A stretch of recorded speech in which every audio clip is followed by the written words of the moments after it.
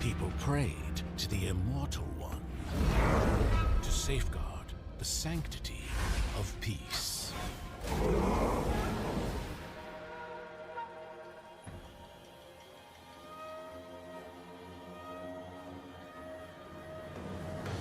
The ceremony's starting! It's Suyo! It's Suyo!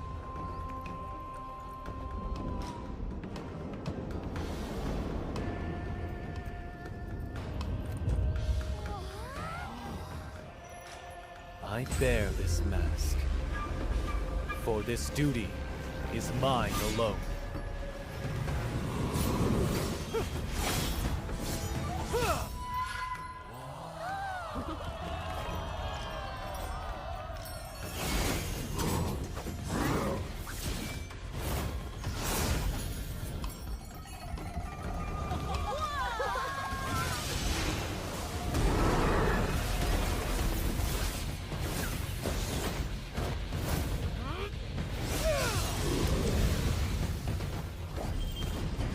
What is this? Is the ceremony over? Mommy, I'm scared. What is that?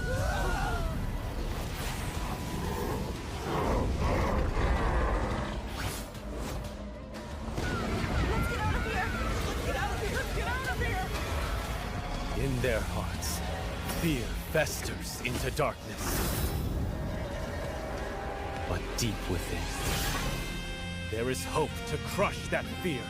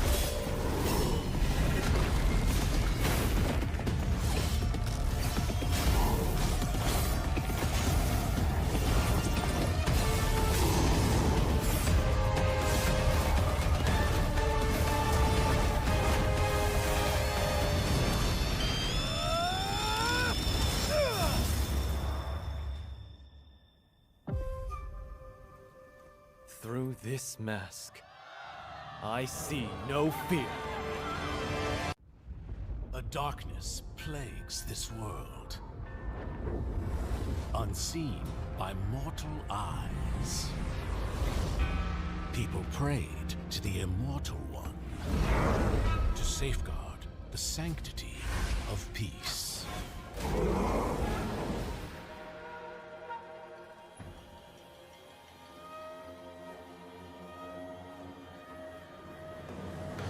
The ceremony's starting! It's Suyo! It's Suyo!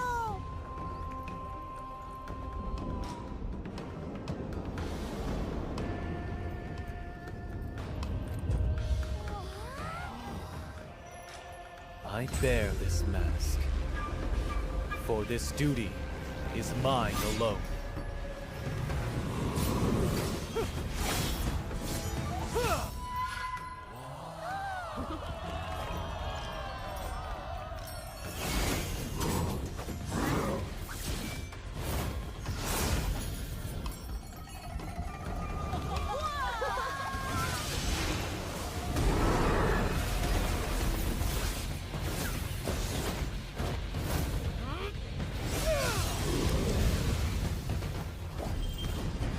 What is this? Is the ceremony over? Mommy, I'm scared. What is that?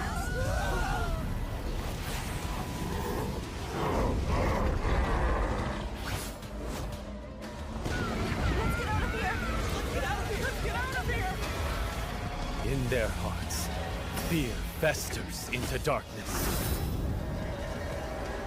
But deep within, There is hope to crush that fear.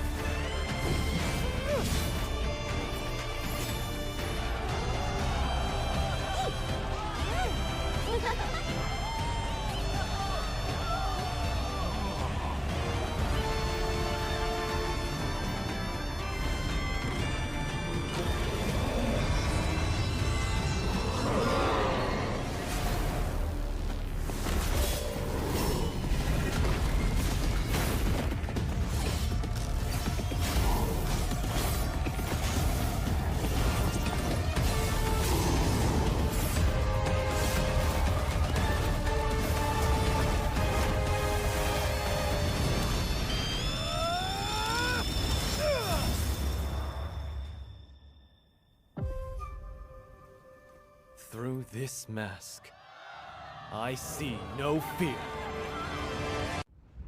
A darkness plagues this world, unseen by mortal eyes.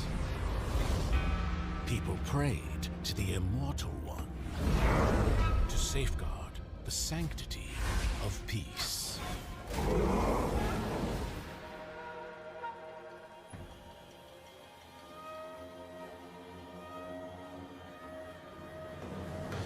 The ceremony's starting! It's Suyo! It's Suyo!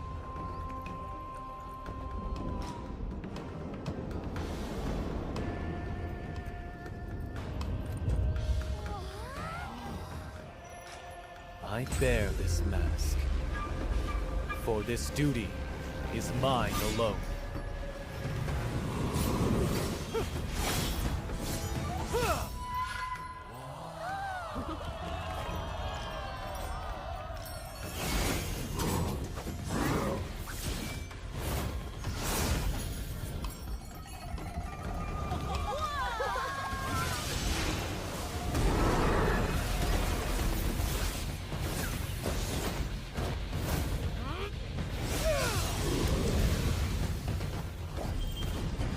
What is that? Is the ceremony over?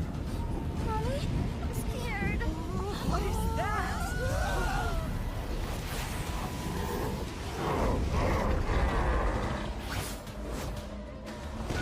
Let's get out of here!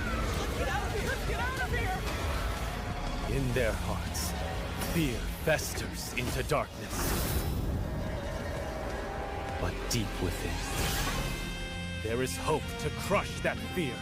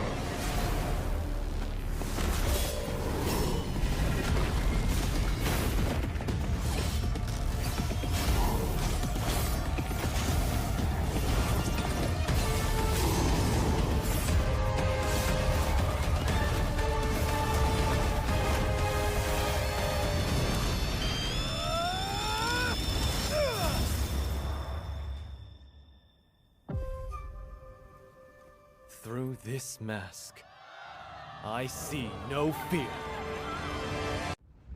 A darkness plagues this world, unseen by mortal eyes. People prayed to the Immortal One to safeguard the sanctity of peace.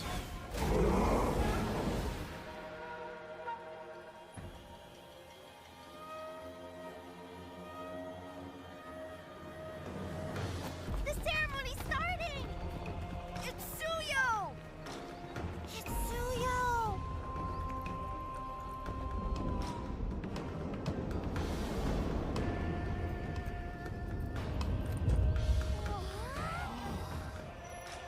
I bear this mask, for this duty is mine alone.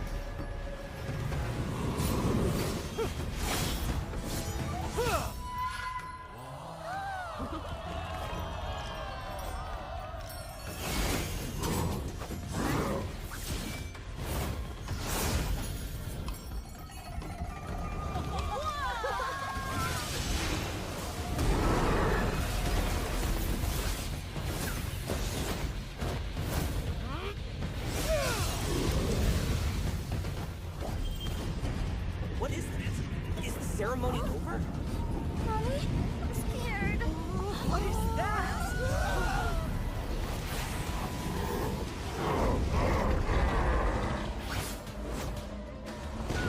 Let's get out of here! Let's get out of here! Let's get out of here! In their hearts, fear festers into darkness. But deep within, there is hope to crush that fear.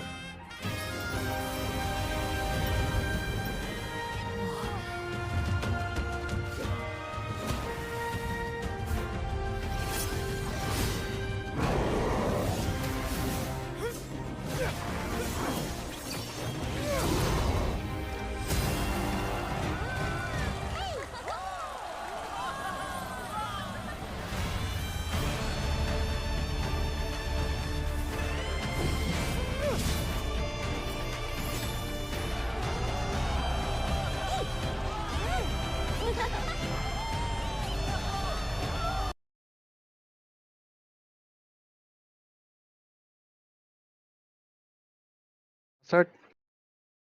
Go. Okay. All right, ladies and gentlemen, welcome back to Legends Unleashed Season 3. You know, I'm your friendly caster, Sebastian, and with me, I have the one and only Fredo. So, Fredo, how IGN versus Zohunt right here? What do you think about this? Well, definitely, this is a match that is one of the hottest talks in the town right now because IGN and Zohan have went for a 1-1 yesterday. So this is the decider match, the final match between these teams to decide who will be proceeding to the next round. So this is a do or die match for both the teams right now. And we did see that Zohan were able to make a comeback. So it definitely feels like they will be trying to make it happen for themselves. But we all know that IGN are also so strong. So yeah, it will be definitely something to Mhm. watch out there. Definitely, man. I agree with you. You know, both I have enjoyed both of these teams playing, and they do not disappoint, man. They really like the outplays that they do.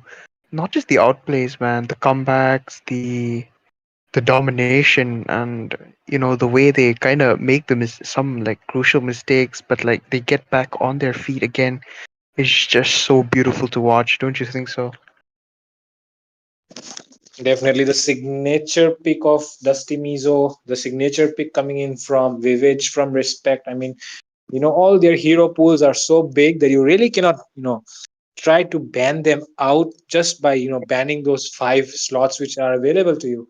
So Mhm. you definitely need a certain composition to go up against them, and that's why both the teams are so well in their drafts. They try to come up Mhm. with a better composition than the enemy side. It doesn't really depend on an individual hero in such high stake matches. You need to build up a Exactly. proper composition. So they and both of these teams are really good at doing that. So we'll be witnessing it right now. But as we speak, we look at the bans which have been happening there on the screen. The Phobius, Mathilda, and Suyo being banned by the side of Team IGN. So it does feel like they do not want the enemy to have that mobility which is provided by the Mathilda. And on top of that, the Phobius being banned out does indicate they want to go, they do not want any sort of disturbance coming in on those Mhm. team fights from that Phobius because the Phobius once he gets his passive on that ultimate, he can just spam it all the time, and he just deals a huge amount of damage while sustaining. So it's really hard for the enemy to do anything against the Oh phobics. my goodness me. Respect on that Ling, man. We both have seen respect on jungle heroes, and I tell you, man, he does not miss that retribution, unless he's focused more on the kills, or otherwise, he has like different other objectives that he has in his mind. But other than that, respect, he has been like the jungler for IGN for about, I think, 2.5 years by now. And yes, I tell you, man, there is no other jungler like him that I have seen, especially with the hero Ling over here. And I'm so excited to watch his play as well. Definitely something to look out here for will be Ling on that. No, sorry, I was about to say Ling on that respect. Actually, respect on that Ling. Yeah, No, actually, I think you're right about that. Uh, on that respect. exactly, Definitely. man. And with that, Oh my, mhm, Vivich is going on to the mage.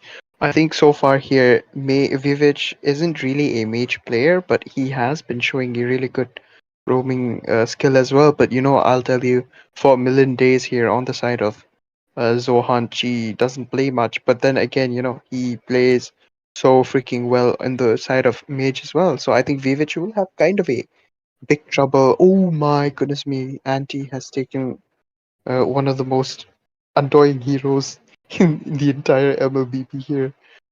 That is gonna be Edith, man. yeah, definitely. But the fact that the Edith has been left open on both, sorry, the Minsitar has been left open on both sides Mhm. is still bothering me because the Minsitar being picked up on any of the sides will give a headache to the other side because the Ling is there, the Harith is there. Both of these heroes do not want to face a Minsitar. And so, either they ban it out or right now, Zohan can, take up the opportunity to pick it up for themselves. Ooh, the alpha has been picked out by Loopy, guys. I think Dusty Mizo here is their roamer, and I believe so. He will be trying to get that Minsitar here if he is not banned out. Prime on that uh Harith onto the gold lane, and the Ruby is banned out as well. Ruby is such a good counter for heroes like Harith, especially with that shield. She has that uh the CC build along with the lifesteal and that passive of hers as well. She just stacks up on defense again and again with the additional bonus coming in from War Axe. She is a nightmare to go against, especially in the gold lane. So I think Zohunt is trying to cook up something here. Don't you think so? Definitely, that is something they're trying to cook up here, and that is why right now we see them picking up the alpha for themselves and banning out the ruby. On the enemy side, though, Mhm. they've banned out the Katot Kacha because I mean this Katot Kacha ban is so good, right? Because you cannot pick it up for yourself because on the other side you have the alpha, and alpha will be melting down Yeah. that Katot Kacha like it's nothing. So that's why the side of Team Zohan there's a potential chance of them to pick up that Gatot Kacha. So banning of the Gatot Kacha from the side of Team IGN is a very good move because right Hmm. now on the XP lane you won't be able to dominate. And with that, the Tigreal has been banned out by the side of Team Zohan. Oh my god, this Tigreal ban. I mean, they have a lot of crowd control to counter the Tigreal, but I think Hmm. they're really scared that if the implosion play comes in along with the Earth Shatter, the Frigid Glacier, oh my god. And on top of that, the Tempest of Blades as well. I mean, there's a very huge chance that you might be wiped out immediately. I agree, man. But The NCC is insane. the frigid glacier from Aurora is something not to mess around with, and the amount of burst damage that she can deal in the late game is, I think, maybe a little too much, with the fact that she can stun you for quite the amount of time. Oh my goodness me, they're going for Dust EXP. Dusty Mizo is going on to the EXP.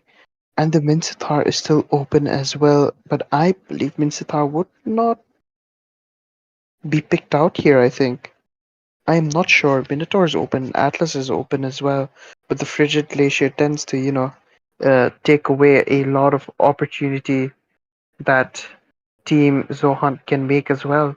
So I believe so that Vivid has to be marked out by that alpha as soon as possible. But then again, she has that Pride of Ice, her passive. So it is going to be a little tough going against Vivid here. But if the Vexana and Lupi guys is able to get here, then I think this is an easy group fight for the team of Zohunt as well. Definitely, they try to go in with the Terizla on the side of Team Zohan. Dusty Mizo, we all know he likes to, initiate those team fights with his hammer. Hmm. Especially that penalty zone will be coming in handy. And on the other side, oh my God, they have went in with the Jawhead. So the Jawhead will be coming in handy as well with rejectors. But I really don't know what will they be planning. Whom will they be planning to throw? Hmm. Because if you throw the Carmilla, he can connect his Curse of Blood well. If you throw the Aurora, he's also going to connect his Frigid Glacier. If you throw the Edith, the Earth Shatter will be coming. Then the only options left for you are the carry and the link. I mean, other than that, if you throw anyone else, you're inviting trouble for your own team. Definitely, man. Especially if that Edith is the one who is thrown out. You know that she does have her ultimate skill as well, so I believe so that the amount of damage that she will be giving out will be quite the most how would I say, the most problematic, yes, for Zohunt here. And ladies and gentlemen, welcome to the land of dawn. Please don't mind my voice. I am speaking a little soft because I am having a bit of a sore throat. But yes, Frito is here to accompany me, and my goodness me, bro, I owe you a lot. So thank you for helping me. It's okay, man. It's okay. It's okay. Right now, we see the junglers have started their blue buff, so probably a cross lane rotation might be coming in. Respect will be going in for that blue first. So definitely there is a high chance that the blue won't be there during that first turtle fight. But for now, we see the mages just trying to claim the dominance there in the mid lane, while both the junglers are just That farming up for the level 4. Fredo, look at that, man. Because the Alpha is he's jungling so fast because of the missiles of the Jawhead and the passive as well. The fact that he can stack up damage, it's not really something that you want to go against, especially someone who can help you jungle into the early game as well. And look at Respect. I think he knows what's going on the top lane, so he was like, "Nah, I'm gonna go to the bot lane." I believe they think that Dusty Mizo here will be able to take care of all and stuff. The flicker has been used by Aaron, though. I think Aaron is kind of in a trouble. Definitely. I mean, he has completely lost one whole minion wave. So that is actually, oh, right now Prime might get caught out. Respect goes in. He has used his Tempest of Blades. Prime uses the flicker right on time. And on the creator taken off very low. But they will not be able to take down anyone. The disengage comes in right now from both the teams. And they'll be paying their respects and going back to their homes. That was a really nice attempt coming in from both the teams, I have to say. But the retribution has been used by Respect, and I think if Loopy Guys was going to the bot lane, I think he definitely would have gotten the turtle over here, considering the Vexana and Jawhead's damage. They would have been able to take out that first turtle immediately. But then again, they don't, you can't really mess with IGN as well. They got that glacier ready, and Kimi here is trying to get that level 4 as well, and I think he will be able to get the Curse of Blood ready for. Oh my goodness me. Fredo, I think this is going to be a really intense battle for the retribution as well. Both the retributions are on a level 6, but right now the Earth Shatter comes in from Anti. The Frigid Glacier comes in as well. First blood being secured by Respect. The Tempest of Blade being used for the double kill. And right now the turtle will go into the hands of Respect as well. Oh my god. Respect on this lane. Completely immaculate. I've told you, man. I've been watching him for quite a amount of time, and let me tell you, his retribution battles are no joke, man. I think so far, Respect a time here. I'm just gonna give a shout out to Wisteria and Joseph from Yumio Gang. Respect has a lot of trouble going against Joseph and Wisteria as well because their retribution battles are really, really strong, from Meow Meow Gang. Shout out to those two, man. Seriously. Definitely. I mean, you need that kind of competition. If you don't have any competition, you don't really grow. So definitely respect getting that competition from Meow Meow Gang with Joseph on his retribution, with Wisteria as well. So definitely these competitions are the one. But right now, oh, ejector was being planned there by family problem, but there he will not be able to do so. And there with that carry, I mean, she just used that sidestep, to escape Hmm. that ejector there, not even the flicker. So that was pretty good. But right now, in respect, might be looking for engagement to Prime. Prime has used that flicker there, but there is a Tempest of Blades. Will be taking him down inside the turret, killing spree for respect. And he's on a 301. Oh my god. Sorry, on a 4-1 here. On to the early game. And oh my goodness me, what is happening? Widow. Oh my god, this is not looking good. They have been caught in a very awkward position. The flicker has been used though, and the flicker will be used again by the Vexana to secure the kill. Kimi will get taken down as well. And with that, they're approaching onto the turtle right now. Oh my god, the anti is dealing a lot of damage to Dusty right now. Dusty though, he will be backing off for now. He's getting that vision in that bush. And the turtle is coming up in a few seconds. Let's see if Respect will be starting it. But no, he'll be there to try and steal it again. But let's see, there is none of his teammates. The retribution battle. Oh, Respect! Immaculate! Immaculate on that retribution. He goes in and he steals it yet again. Dusty, Mizo, I mean, sorry, Loopsy guys will be stunned to speak on what just happened there. The zoning was there. The Jawhead just forgot to check that bush.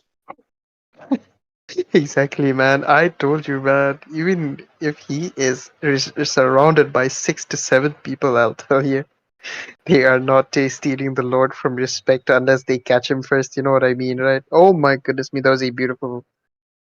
Meanwhile, What is like you said, happening here? Respect will be the one catching them first. There is a Tempest of Blades to knock up that Alpha. Alpha will go down. Lupsiga is being taken down, but he will be getting the kill on Respect. Shutdown being secured there. So definitely a lot of bounty gold will be going into the hands of Zohunt right now. But oh, in the bot side though, Dusty Mizo versus Anti 1v1. The primal wrath has been used, so Dusty Mizo will be the one forced to recall. The amount of damage coming in from that is it too much to handle? But right now, Prime is the one trying to look and protect that tower. Will he be able to do so? Does not feel like, oh, yes, he does. Oh, Kimi, very low at the moment, but there's not enough damage to take him down. They will be recalling. And yeah, right now, looking at the farm, looking at the farm, what are your thoughts? I just want to talk about. There's not much of a goal difference here because Zohunt is getting back on their feet as well. And the anti on that Thunderbelt, he has 5 stacks already, so that is not looking good.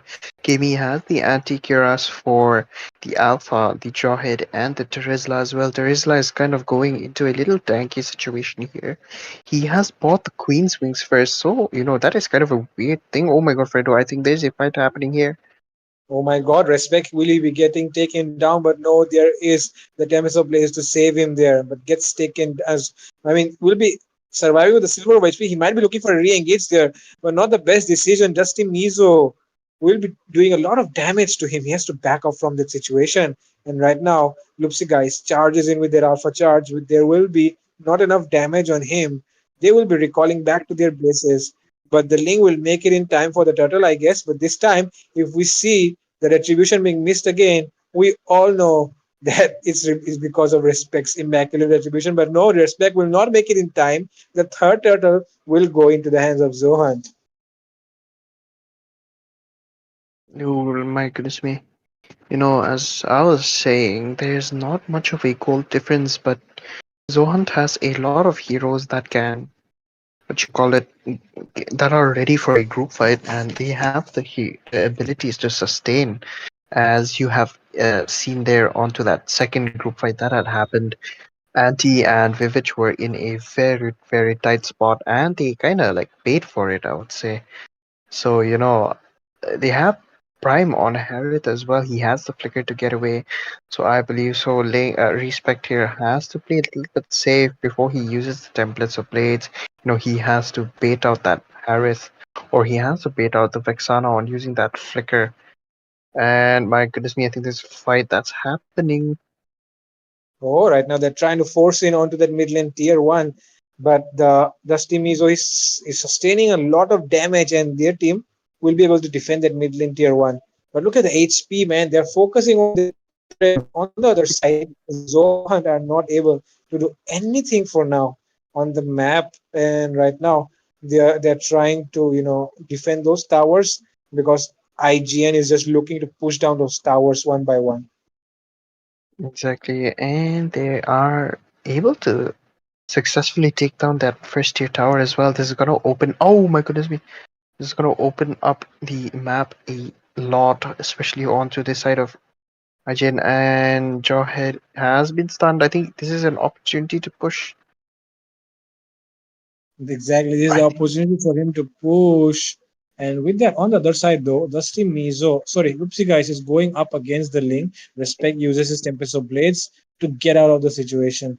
The amount of damage Loopsy Guys is dealing is a lot right now. Oh, the Mhm. unstoppable force was stopped there. I do not know how, but oh, two people being free. I mean, My getting in the goodness me. frigid glacier at the moment. But both the teams are just looking to, have that Lord dance for now, and they're just waiting for that opening for that engage.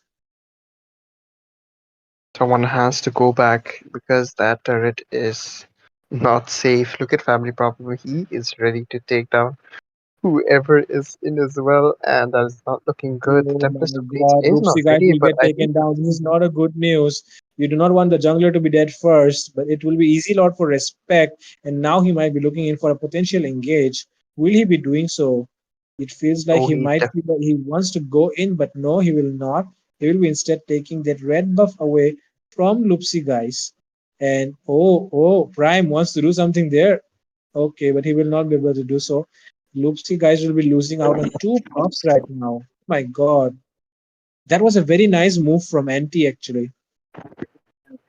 I agree. But Anti on that uh, EXP lane is no joke. He has been playing a lot, especially for Archie as well. And let me tell you, the recent matches that he has played, he has shown nothing but absolute domination, especially onto the side of EXP as well. And Family Problem will be taken away easily by Kimmy and Respect over there. Yes, very nice engages coming in from both the teams at the moment. At IGN, though, they are the ones who are taking on the driver's seat. The Eternal Guard has been used to zone them out. The Lord will be chunked down very fast. They will be able to defend the inhibitor, which is a good news actually, because you really don't want to lose out the inhibitor. Those super minions are too annoying to deal with. And the top lane tier 2 gets taken down as well. The holy defense is up. So there will be the holy defense in case they try to make anything happen. And it will be blasting off those minions for them. Three inhibitors still standing. I think it's a good news for Zohunt. hmm It is a good news, but then again, those shields are gone. Anti is kind of being a little anticlimactic onto the side of Zohunt here. And let me tell you, man, these guys are not really messing around anymore. They kind of, played around a little bit. But then again, look at that. I think they have a good opportunity here if they can get Kimmy and Aaron out of the way. Aaron onto the side of goal lane is probably a really, really good nightmare to play against as well. Oh, my Ling is in trouble. Respect gets thrown like he's a I don't know what to say about it. But for now, three-man penalty zone coming in along with the Eternal Guard. Zohan might be able to turn the tides in their favor, but around the crater deletes away the Terizla. But there is family problem causing problems for them. And with that, oh my God, the trade went into the favor of nobody. It's a three for three trade actually, but it felt like it was a very good engage coming in from Zohan though. Yeah, and I tell you, okay, I'm telling you Vivitch was ready with the frigid laser, and I had mentioned this during the drafting. Any type of initiation that Zohunt will be trying to take is going to be shut down immediately by that frigid laser. So they had really had to either bait it out or kind of single her out, you know. And I think the Lord will be. Oh, luckily, okay, it will not be taken yet. The itemizations are looking good. They are on a 4K lead right here. And I have to say, I think Ati is in trouble. Oh, it feels like Anti will be taken down by Prime there, and Respect goes in for the kill. Double kill already for him. Triple kill. Oh my god. Aaron the Oh, creator will be taking away the Savage from Respect, because Respect really deserves that Savage right now. He will be using the Tempest of Blades just for show. And with that, this might be the final push for Team IGN. I told you, man. Vivid on that Aurora. I'd Vivitch on the mentioned Aurora, before. Respect on the link. There's no way you can stop them there.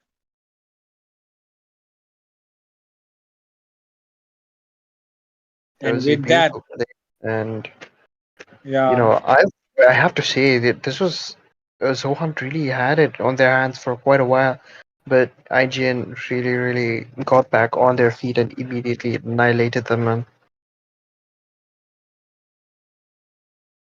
yes, and with that, right now, you know, it feels like it will be Team IGN who will be going and proceeding on to the next round.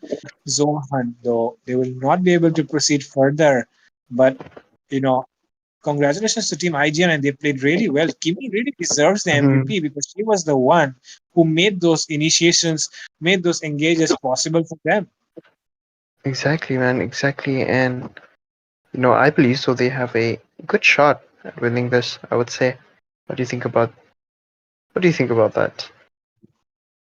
I mean, I really agree with you. There's no way they could have done it without Kimi. And Aaron the Creator and Anti did pretty well as well. I mean, the fact that they were able to take that first Lord was just so because of that Anti there who engaged onto that Alpha. Lupsi guys gets taken down, and then it's an easy Lord for them. So definitely, Anti played a very crucial role in those team fights as well, and he was one of the keys to victory there as well. And with that, ladies and gentlemen, don't go anywhere. Stay tuned on Legends Unleashed because there are more games coming up. This is just the first game of the day, and we'll be right back after a short break.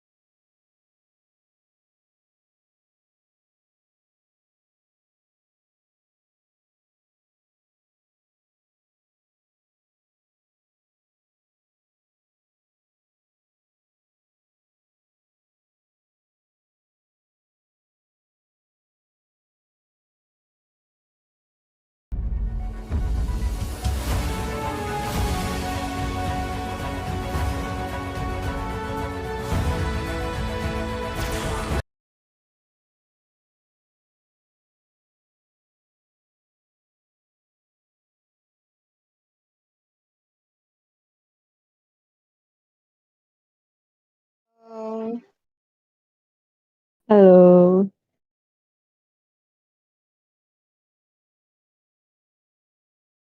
Hello everyone, welcome back. You guys are tuned in at the Legends Unleashed Season 3 powered by Dave and Sarah Esports, and we are back again. The quarterfinals, the first match that you guys will be witnessing between Team Dads and Sons versus Team Meow Meow Gang, who are on the red side. And today it is me, Peachy, your caster. Along with me I have Sasuke and Numi. Hello both of you guys. Well, hello there, and thank you for that wonderful introduction. And yes, these two teams are one of the strongest team, and witnessing them fighting off for this qualifier would be a stupendous one, though. And I'm quite excited to see the bans coming in from the side of Meow Meow Gang because we saw yesterday how Dads and Sons performed exceptionally in the Northeast Cup, but seeing the ban, I'm quite not sure like how the draft is going to turn on for the side of insane, no, not the insane, but the Dads and Sons. Yeah. Oh, that is true. Now, Nomi, you're also here. Hello. You know that this is your favorite match.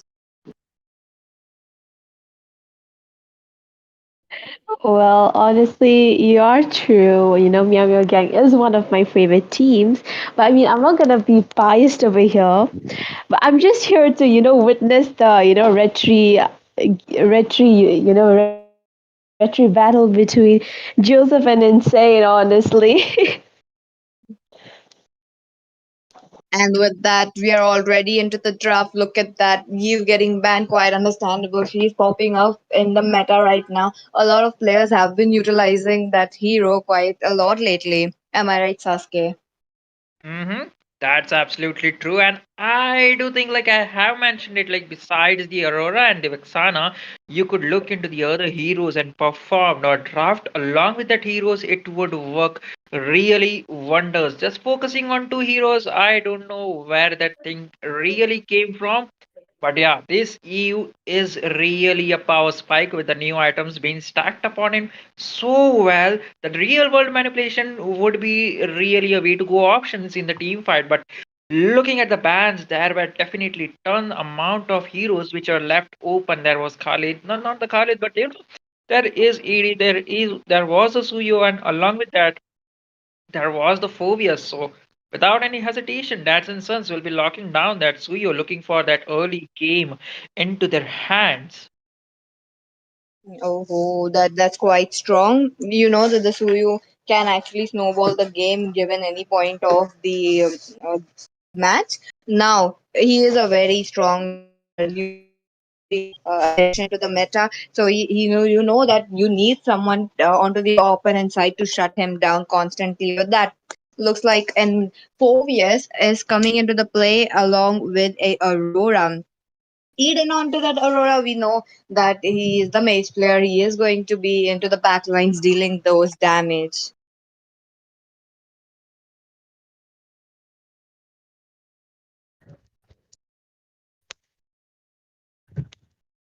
And moving ahead into the draft, Numi, the Louis coming into the play. How do you feel about that?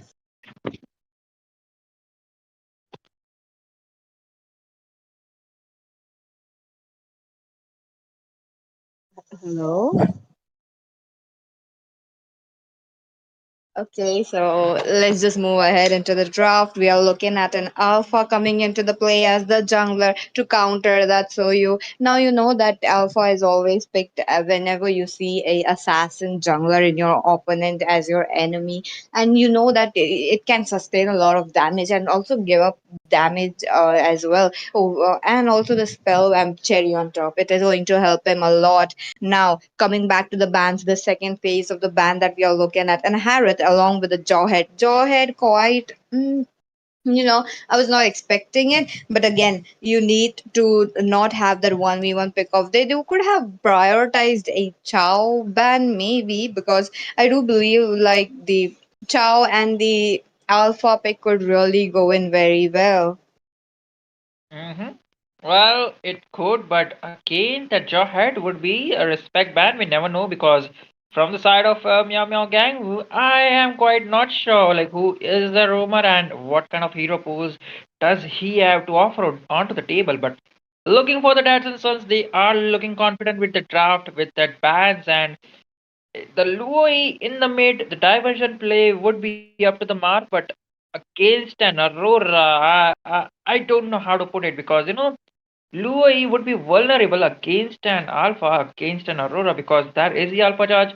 You move it on, and the damage that Alpha will be just dealing it will be too much for Louis to handle it unless and until she plays very safe, maintain her position very well in the overall team fight, in the overall game. Then and then only that Louis would be having, you know, Louis pick would be capitalized for the dads and sons as of now, though. Oh, I feel like they picked up the mage quite early on since they could have picked up a Valentina to go in. I do think so.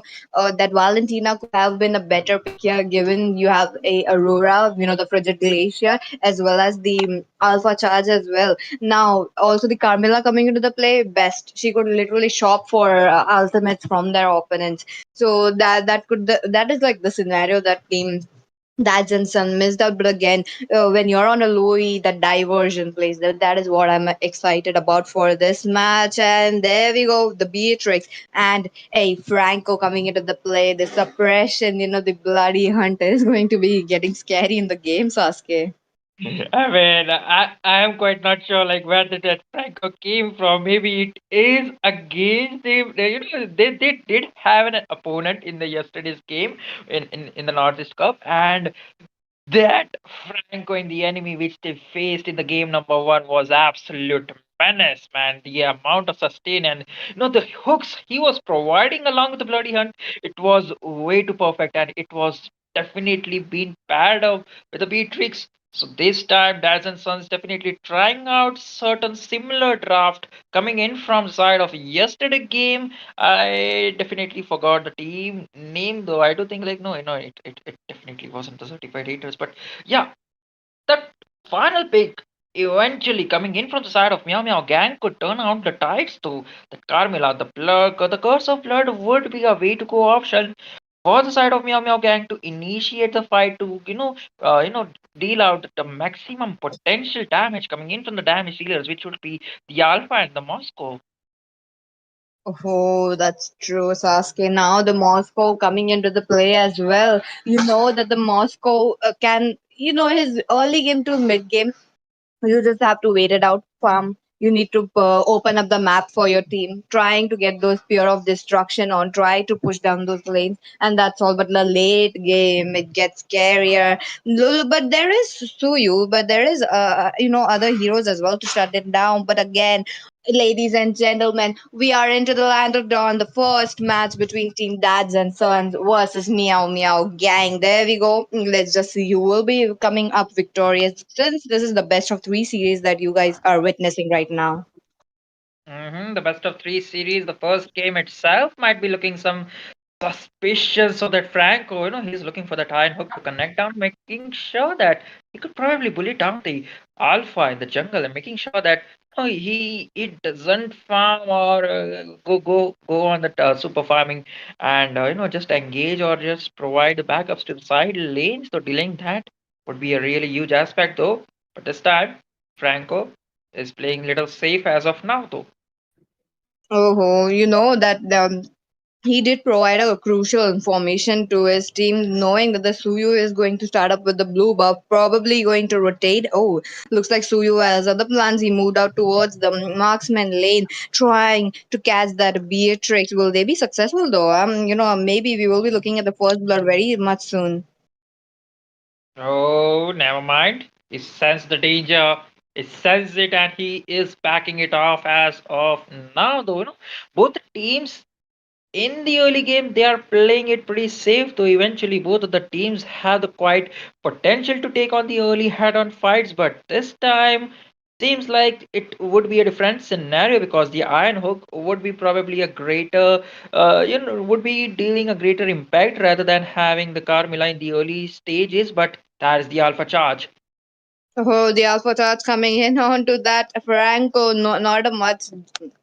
damage right there. But again, you know that the Franco has to come back. They already got the lane. Look at that, Sasuke. Hmm. But I'm quite not sure like how there were three members, because if there was a two members, but never mind, there is the turtle dance going on right now. Okay, both the team members they are trying to come in, but looks like Alpha would be the one picking up the turtle. The Alpha thoughts coming into the play yet again. The hailstorm doing its damage, but oh, it's looking low though. Maybe he would be trying to cut his lane yet again. Oh yeah, he is going on. He does have the support of his team to do so. Mm-hmm. Now those are some, some insane plays coming in from 27 right there, because he knows he would be a perfect bait for the Corey Cutie, and he sensed it. Like both the teams, they know how to play. The micros are on point, but again, the curse of blood being wasted or catching down. Absolute no one. That was a beautiful figure coming in, but look at that bloody hunt on point. The first blood. Definitely going down to the hands of insane, doing some insane plays right there. 27 will be the first one to go down in this battle. You know, Sasuke, it's like 3 minutes and the turtle was already popped off, and yet we are not having that first blood scenario. But again, first blood being popped off right now. Now, both the teams really have to capitalize their goal, to capitalize those creeps that they were given into the battlefield right now. On to the other hand, Suyu farming up perfectly. He got a kill. He will be trying to snowball the early game. Yeah, he should, because if he didn't capitalize, I'm quite not sure like as to how they will be maintaining this power spike. They have gone to the goal lead, they have just reached out, but this time, oh, Carvela might be looking for something, and something spicy might be cooking up in the bot lane, but both the teams, they are respecting the damage which are dealing. But look at that iron hook. Oh, the Ainok along with the bloody ant already there, but the Alpha Charge will be pushing back the Franco, and there we go. But Suyu, on to the other hand, lost up his life in that team battlefield. Looks like the battle has moved onto the mid lane. Both the teams trying to get an already the clearance of the minions quickly as possible. Hmm. Beautiful engage, but seems like it was not in the favor. But again, they are looking for something more blood to be splat out right there.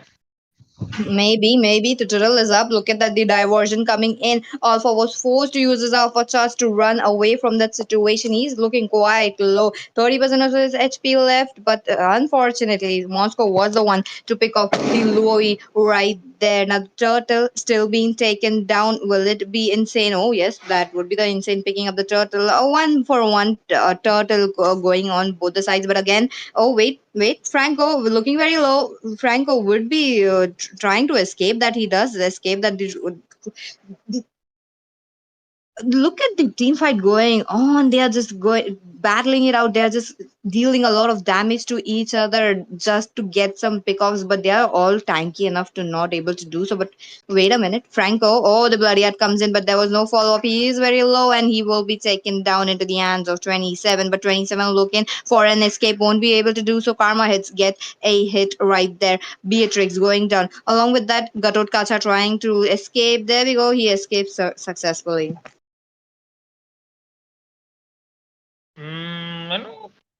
This time, both the teams are going for the brawl composition instead of securing the objectives, take down a backstab, and change down the momentum. Like, instead of that, Uh-huh. yeah, gang, they are on to that onslaught fight, definitely pushing down left and right, making sure they get the lead, the early power spike, which both the teams are struggling to get the hold on and try to snowball it, but none of them are able to capitalize it as of now. But as the game proceeds, I'm afraid that Moscow will be the first one to gain down that damage dealing source, because he is just farming down left and right, and he definitely pushed down the top tier one, a first tower, this time in the hands of Meow Meow gang though.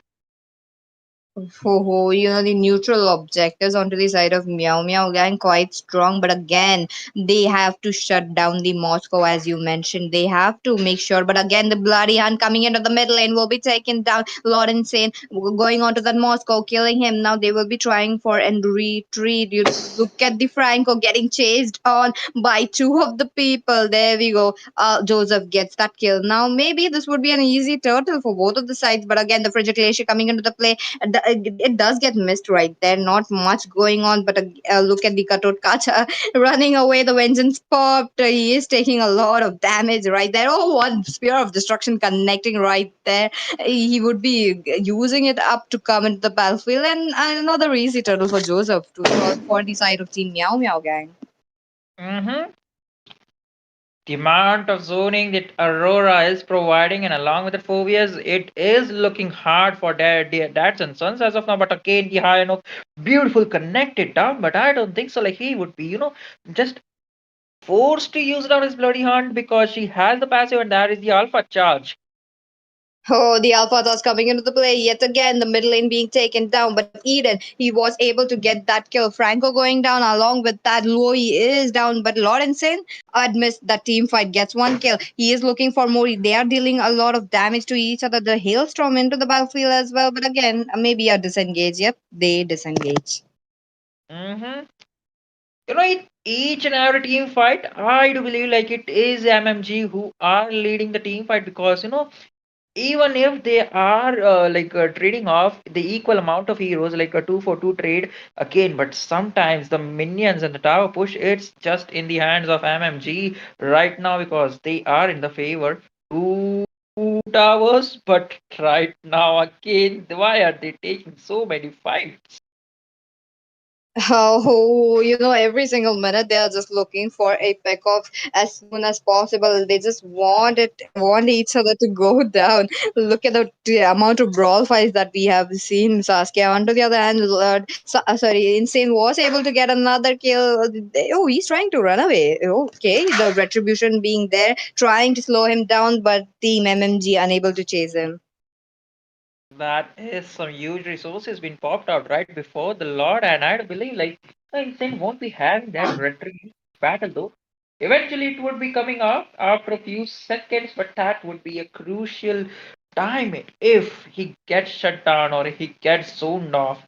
That would be a free turtle or the way to go for MMG as of now because they got some insane amount of damage just getting on, and definitely Moscow might hitting his power spike because I do want to see the itemization coming in from Moscow, and I do believe that at this point, 9 minutes 30 seconds, I do believe like he would be having the Trinity build, and definitely yeah, Crucian Sight along with the staff, the golden staff, and right now he is going for that Demon Hunter sword.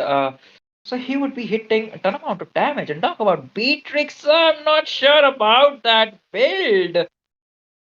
Oh, but again, look at the team fight starting into the middle lane because of blood connecting. There we go, but does not have much happen. The Lord still in low HP. Joseph was able to get that. Now Gatutkacha trying to run away, but the Moscow would be chasing him to the hell. There, wait a minute. Okay, the freeze coming in from Franco. He would be saved right there. I wasn't expecting, but that 1 second, like 0.01 second of a alpha charge, and he would be out. I mean, Moscow is dealing damage, but that fact we just saw, like how Ori QT was able to sustain down each and every basic attack for 4 to 7 seconds at that time, and even though he was not dead yet, and if he would have just used down a second skill, I do believe like Moscow would be on minus 20 to 25% of this HP though. No, that's true. That's true. But he's not able to. But look at that infernal evil coming into the play. Maybe not, but they are trying to get that window of opportunity for themselves. And unable to do so, the Lord still marching down from the top lane. Now, this is the level one Lord that it is marching down already taken down and. Like almost like a 40% HP left to that Lord. Not a good sign, but they will be able to get the inhibitors safe for now. Hmm. That might be the case again, but seems like they got the Lord. They are pushing it right away, and with the minions moving down, they are not just capitalizing, not capitalizing, but stuffing down the dads and sons into their inhibitors, and that is something you don't really see though. Even though they had the damage, they had the early game potential, they had the Luoi for the diversion plays, but something and somewhere, I do believe, like dads and sons, they miscalculated, they misplayed, and that's why they are in the current situation. And for the finally, the goal lead this time has risen more than 2k this time in the favor of mmg, because in every team fight till the 8 to 9 minutes timeline, I to believe, okay, Oh, we'll talk about it later, because that man. was a beautiful iron hook. Definitely a beautiful iron hook does connect to the four ways. Not much. Team Daz and Son, they could put out a fight. But again, they know that they are lacking in those team fights. They don't want that brawl kind of situation yet again, where they will be losing it up. Now the river control into the hands of Team Meow Meow Gang. They are again forcing a fight to the top lane. There we go. Franco taken down. They are still taking a lot of damage, but Corey Cutie will be taken down as well.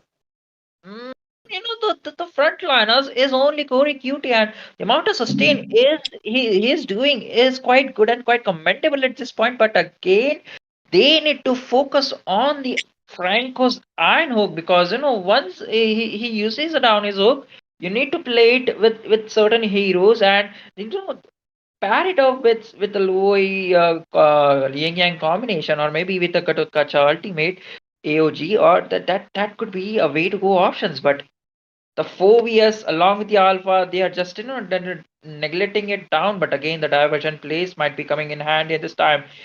They might do something serious damage. Oh, that's true. Looks like Breastplate along with Lord and Saint, they were able to get one kill for each other. Now the Lord is quite low in HP. Both the junglers still fighting it out for that. Bot lane, look at that. 4v is trying to get a hit on them. The Beatrix looking quite low in HP again. Looks like Eden will be, onto the side of team Meow Meow Gang will be taking away this Lord. Yeah. And I like the fact that how Eden is playing right now, 303, an absolute blaster score for him. He's having his lovely day, it seems, though, because none of the members of Dads and Sons are able to, just kill that guy. And I don't think so. I have seen that Aurora's passive being popped out or even once in this 14 minutes game. That's true. Even I have not noticed, and no one from the side of Team Dads and Son are able to reach to the back line as well. Not even the Gatot Kata. When you know that the AOG could come in handy for the Aurora, but they are not able to do so just because of the goal difference. Look at that Sasuke the Lord marching in yet again. The level 2 Lord heading towards that crystal. I do believe that they are. This might be the final stretch, I guess, because team Dazens and they're trying their best to clear all those minions which is coming in, and another iron Hook coming in. Looks like that Wisteria will be taken down into the hands of Beatrix. They are forcing out a fight. AOG coming into the play, connecting to the one, but not there. But okay, wait a minute, he's sustaining. Corey Cutie gets down. There we go. Looks like Doom was able to get another kill right there. That is a 1 for 2 trade that your guys are looking for, and they made it 1 for 3. Okay, and 1 for 4. There we go. The bitch be mad!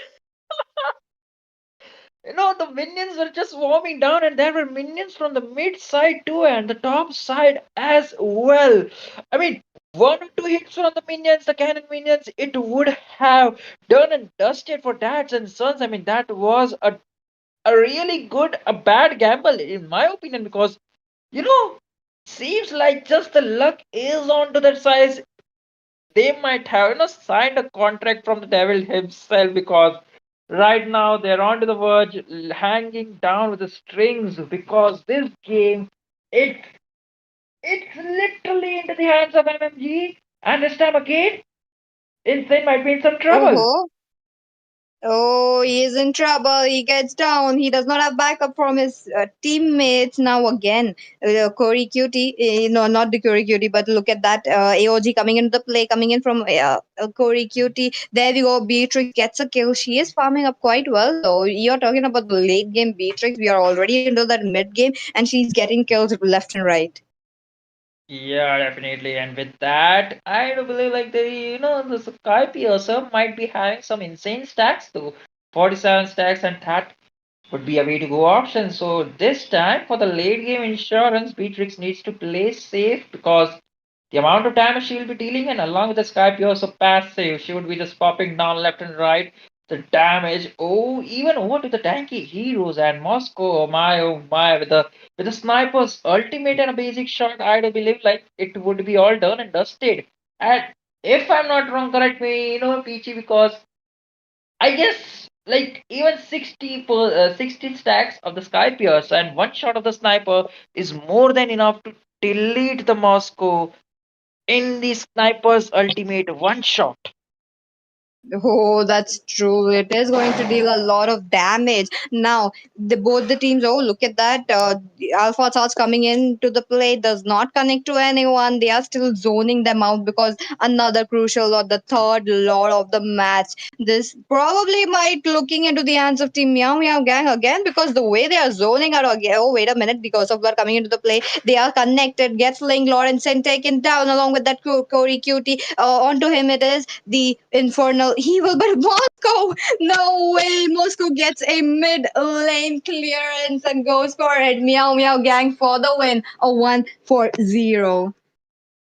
Definitely a play and definitely a comeback.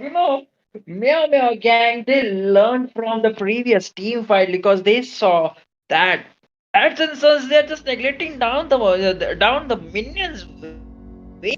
Moscow's having his own chill time, making sure he does his parts, and voila, there you have it, a free win for MMG just because you did clear down the mid game, and that is a crucial aspect. You need to do so.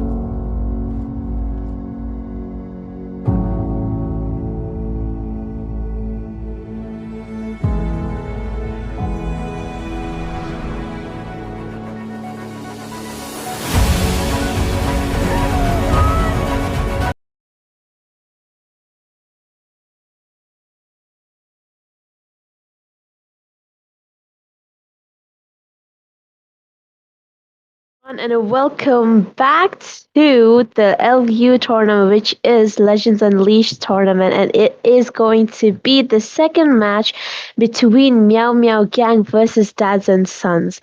And Meow Meow Gang is on the lead on the first match, Asuya.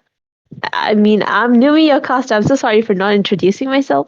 I am Numi Acosta, and along with me on the Costa desk, we have Asuya. So, Asuya, are you excited to see the match again? Because, on the first match, Meow Meow Gang took the lead against, Daz and Sons. I mean, Daz and Sons were trying their best to do a comeback, but then it didn't just work out for them. So, what do you think, Asuya? Well, first of all, thank you for that introduction, Numi. And I'm really happy to be here right now, casting this match between two of the best teams in India right now, Meow Meow Gang and Dats and Sons. And wasting no further time, let's move on to the bands. And I do see those standard bands incoming, but at the same time, Numi, I have seen Joseph play. A lot of assassins, a lot of jungle, especially that Link, especially that Suyu, and he is really, really great at those heroes and even that Alpha. So I think this time Dad and Sons will be denying the two heroes which Joseph plays, since you can already see the Alpha being banned along with the Suyu.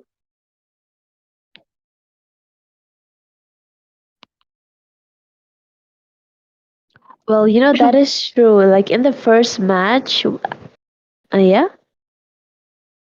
And Anyways, yeah, so in the first match, I was watching the match actually, and since Dazen Sons had the first pick, they kind of didn't ban out the Suyu and just let Lord Insane take that Suyu, and they kind of lost the match. But I mean, this time Meow Meow Gang has the first pick, so they gotta pick, band that Sue You out along with that Alpha, the Chip. Which these bands are pretty understandable, and Meow Meow Gang's I mean, bands coming up as Gato. I don't know how to pronounce the hero, but anyways, I'm just gonna say Gato, Phobius, and Zushin. I mean, Zushin is going to be pretty annoying. Gato is also going to be pretty annoying, and we are on the first phase of the draft. Well, 27 on that EXP, Khalid has been kind of, been flexing around in the tournaments recently, and it kind of reminds me of Fredo. Every time I see Khalid, it kind of reminds me of Fredo. And anyway, so what do you think, like the draft is going to be, as we can already see, Daz and Sons has picked out that Ruby and the Eve. Now Eve has been pretty, Eve has been picked a lot in the tournaments. So what do you think about Eve getting picked up in the tournaments, Asya? well, I mean, first of all, Reeve has just become pretty famous recently, and I do see her getting picked left and right a lot. And I think that it's because of the utility she provides, along with that long range she has. Because with her ultimate, her damage is pretty good. We know she has low CD on her skills. At the same time, if you just use up those slow which she provides from her ultimate, and also from the second skill, she's pretty good when it comes to countering, especially the tanky heroes like Khalid and a lot of other tanky fighter picks which are pretty famous recently. So yeah, I think she is a great pick, but at the same time, I do not believe that she is something worthy to be picked up in the first phase, because usually we do not see a Eve getting banned.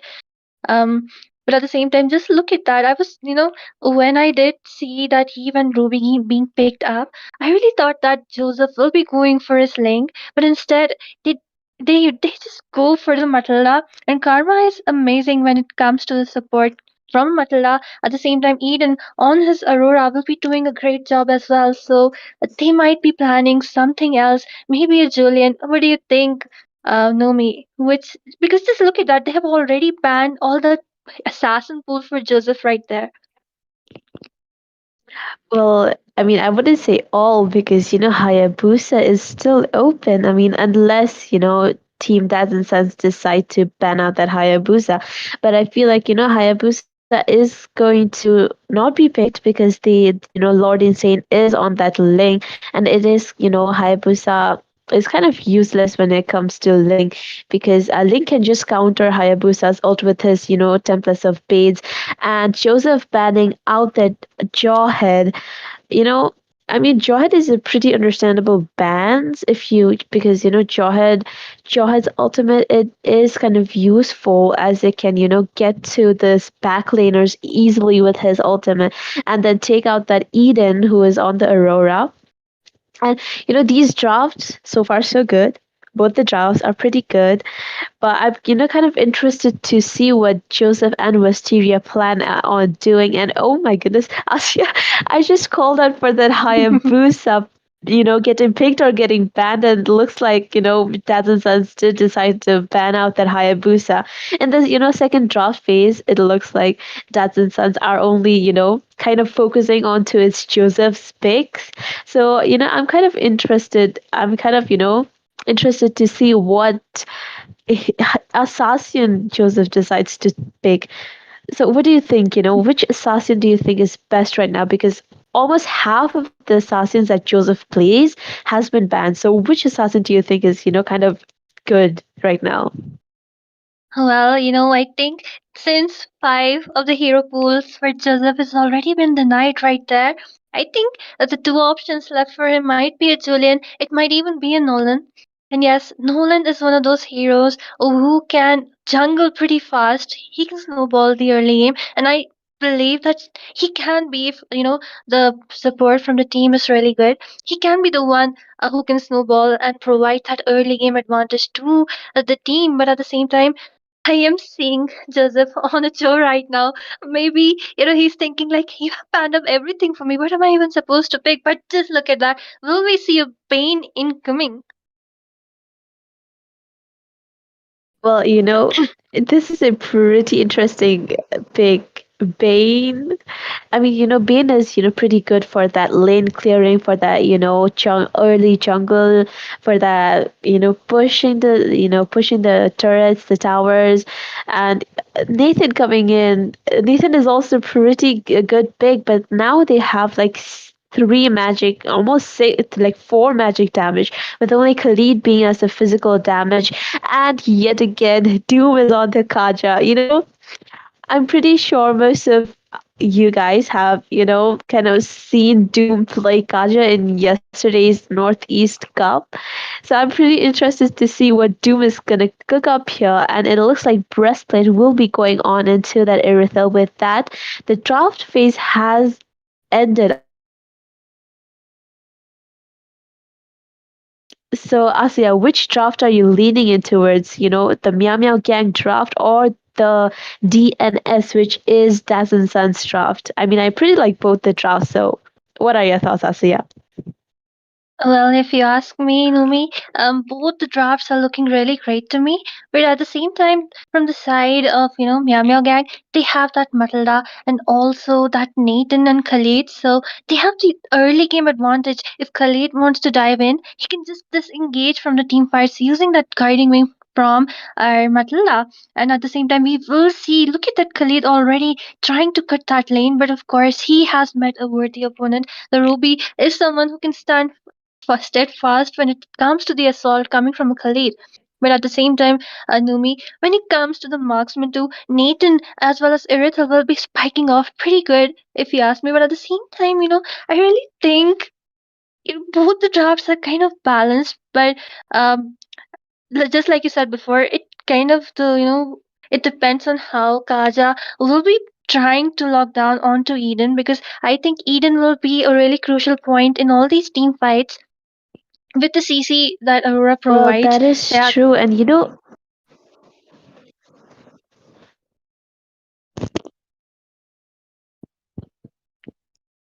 well, actually, that is pretty true. And I thought, Doom was gonna go in that mid laner. But if I look at it right now, like it looks like Invoker, Yves is on that mid lane and Kaja is the roamer. Also, it's going to be a pretty interesting match between these two teams. Well, Nathan can, I guess, kind of, counter out the Irithil. And oh my goodness, look at that Asuya. Well, yes, it was the first plot secured by the Ling right there. A really good start coming from the side of Dats and Sons right now. Like, I mean, this is what, Nomi, what I was gonna say is that this game depends on how the Ling tries to snowball in the early game because he does have that advantage. Meanwhile, Pain will be flaring up, spiking up in the mid game, of course. But just look at that small poking happening left and right. But yeah, if that Ling is allowed to farm, he can just shut down that Nathan. He can shut down Eden, and that's what they will be looking for because those are the two main sources of damage, especially when it comes to the late game. Well, that is true. Nathan is also really good at the late game, and Bane. I mean, look at Joseph trying to take down that turtle. I mean, I'm pretty invested on the turtle gang, and it looks like Lord Insane has failed to take down that red tree fight. So, Asiya, you can take it. Well, that was a pretty good gank right there, and that's and Sons kind of getting wrecked right there because that was a really good ultimate coming from the Khalid as well as from the freeze coming from the Aurora, kind of disabled them all. And yes, that's how the Bane also managed to take that turtle away. So yeah, I think a really good trade from the side of Meow Meow Gang, but nothing much be happening now. But look at that bot lane. Look at that lane trying to go on to the Eden, go on to that Nathan. Like he's doing his job well right now.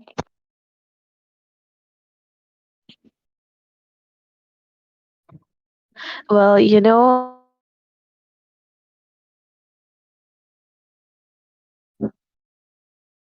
But just look at the fight flaring once again. Erythral joining in. Will Karma be in a really bad position? But look at that frigid glacier coming from Aurora. Her passive has been used up. The Erythral's still there dealing that damage. She will be securing that double kill.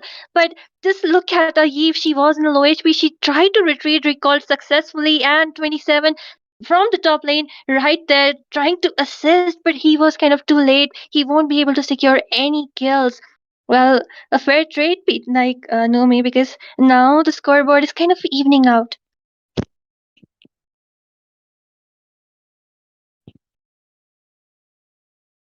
And I do see that Kaja in a really bad position right there. The Matilda will be providing the vision at the same time. Look at that Irithel trying to soak up the damage, the circling eagle coming in from her, but Karma will just be retreating at the same time. Just look at that mid lane. Eden looking to be alone, four people around her, but she doesn't know. Look at the I'm offended coming from Cory Cutie. She looks to be in a really low HP. The Tempest of Blades will be taking her life away, and that deadly catch coming from Bane quite late, also missing out, hitting Natalia at the same time. Look at Khalid, the raging sandstorm coming in strong, and the Ling will be trying to retreat. But at the same time, Bane, Joseph securing that turtle over the team fight, and the team fights are just not stopping. Like, look at that Erythel. She has made her way all the way from the bot lane to the mid lane, securing those kills left and right. She is farming up, Nomi. Well, that is true. Irithel is going up into the, team fights and kind of, taking all the kills for herself, which is pretty impressive. And again, the turtle going on the hands of Meow Meow Gang again, the second turtle. Also, the river control by these two teams are so good. Like the Meow Meow Gang going up on that top lane, river control, and Dads and Sons going up on that bottom lane river control is pretty interesting. So, what do you have to say about that, Asiya? Yes, the river control is pretty good. Especially, I'm really loving how that Irithel, even though she is really good in the late game, she's making use of that early game potential of those early game team fights they are having. And look at that once again, three people right there. The Kaja using his subdue on the Nate in the Tempest of Blades also coming up. And the shield and heal from Metal that barely saves Joseph 27 also there from the top lane. The circling eagle coming in, but Karma will just be retreating. Oh my god, like Nomi, just look at that gameplay coming from the side of Datsunson right now because that rotation is really, really great. Well, in the first match, Dads and Sons weren't, that good. The team fights weren't that, like on point in the first match. This match, it looks like, Dads and Sons has decided to step up a game. They might even do a comeback. Might go up to, a three-match series. So I'm pretty interested to see what these two teams bring. I mean, these two teams are so well known in India. Meow Meow Gang and Dads and Sons with that, Lord Insane, with Lord Insane on the jungler. But I mean, yeah, these two teams are really, really good, and their synergy is also so good that I don't even have so many words to Oh, speak but for look them. at that at the same Judging by the time, fact Lumi. that I'm these two seeing teams that are doing Nathan in so a well. really low HP, and Irithel will be taking her down once again, and the team fight starts near the turtle. The turtle has been reset, but the Pain will be using that retribution to secure the turtle. But at the same time, just look at the real world manipulation. Everyone will just be dodging away, the circling eagle coming in, the kill onto the rupee, but at the same time, Khalid standing tall. He will be getting that killing spree right there. Oh my god. I mean, the team fight, maybe Pain, maybe Joseph is still hungry, but at least they will be trying to take that first tier turret right there. And yes, it will not stand as a deadly catch also coming in to assist. Look at that. Kaja looking in a really low HP. He will be looking to retreat, and the damage coming from Joseph is kind of insane right now. I think he has all farmed up.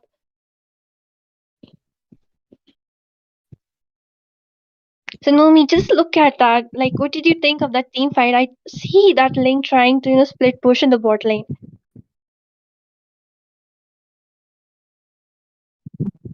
I think Tomi is not there, but the Tempest of Blade coming in once again. Oh my god, and they will just be dashing away right now as Irithel also stands tall. But Kaza using that subdue onto the Eden. Eden will just be moving away with the guiding wind. At the same time, Khalid diving in, and it will be a mega kill secured onto that link. Wait, that Khalid is doing his job really well, don't you think so?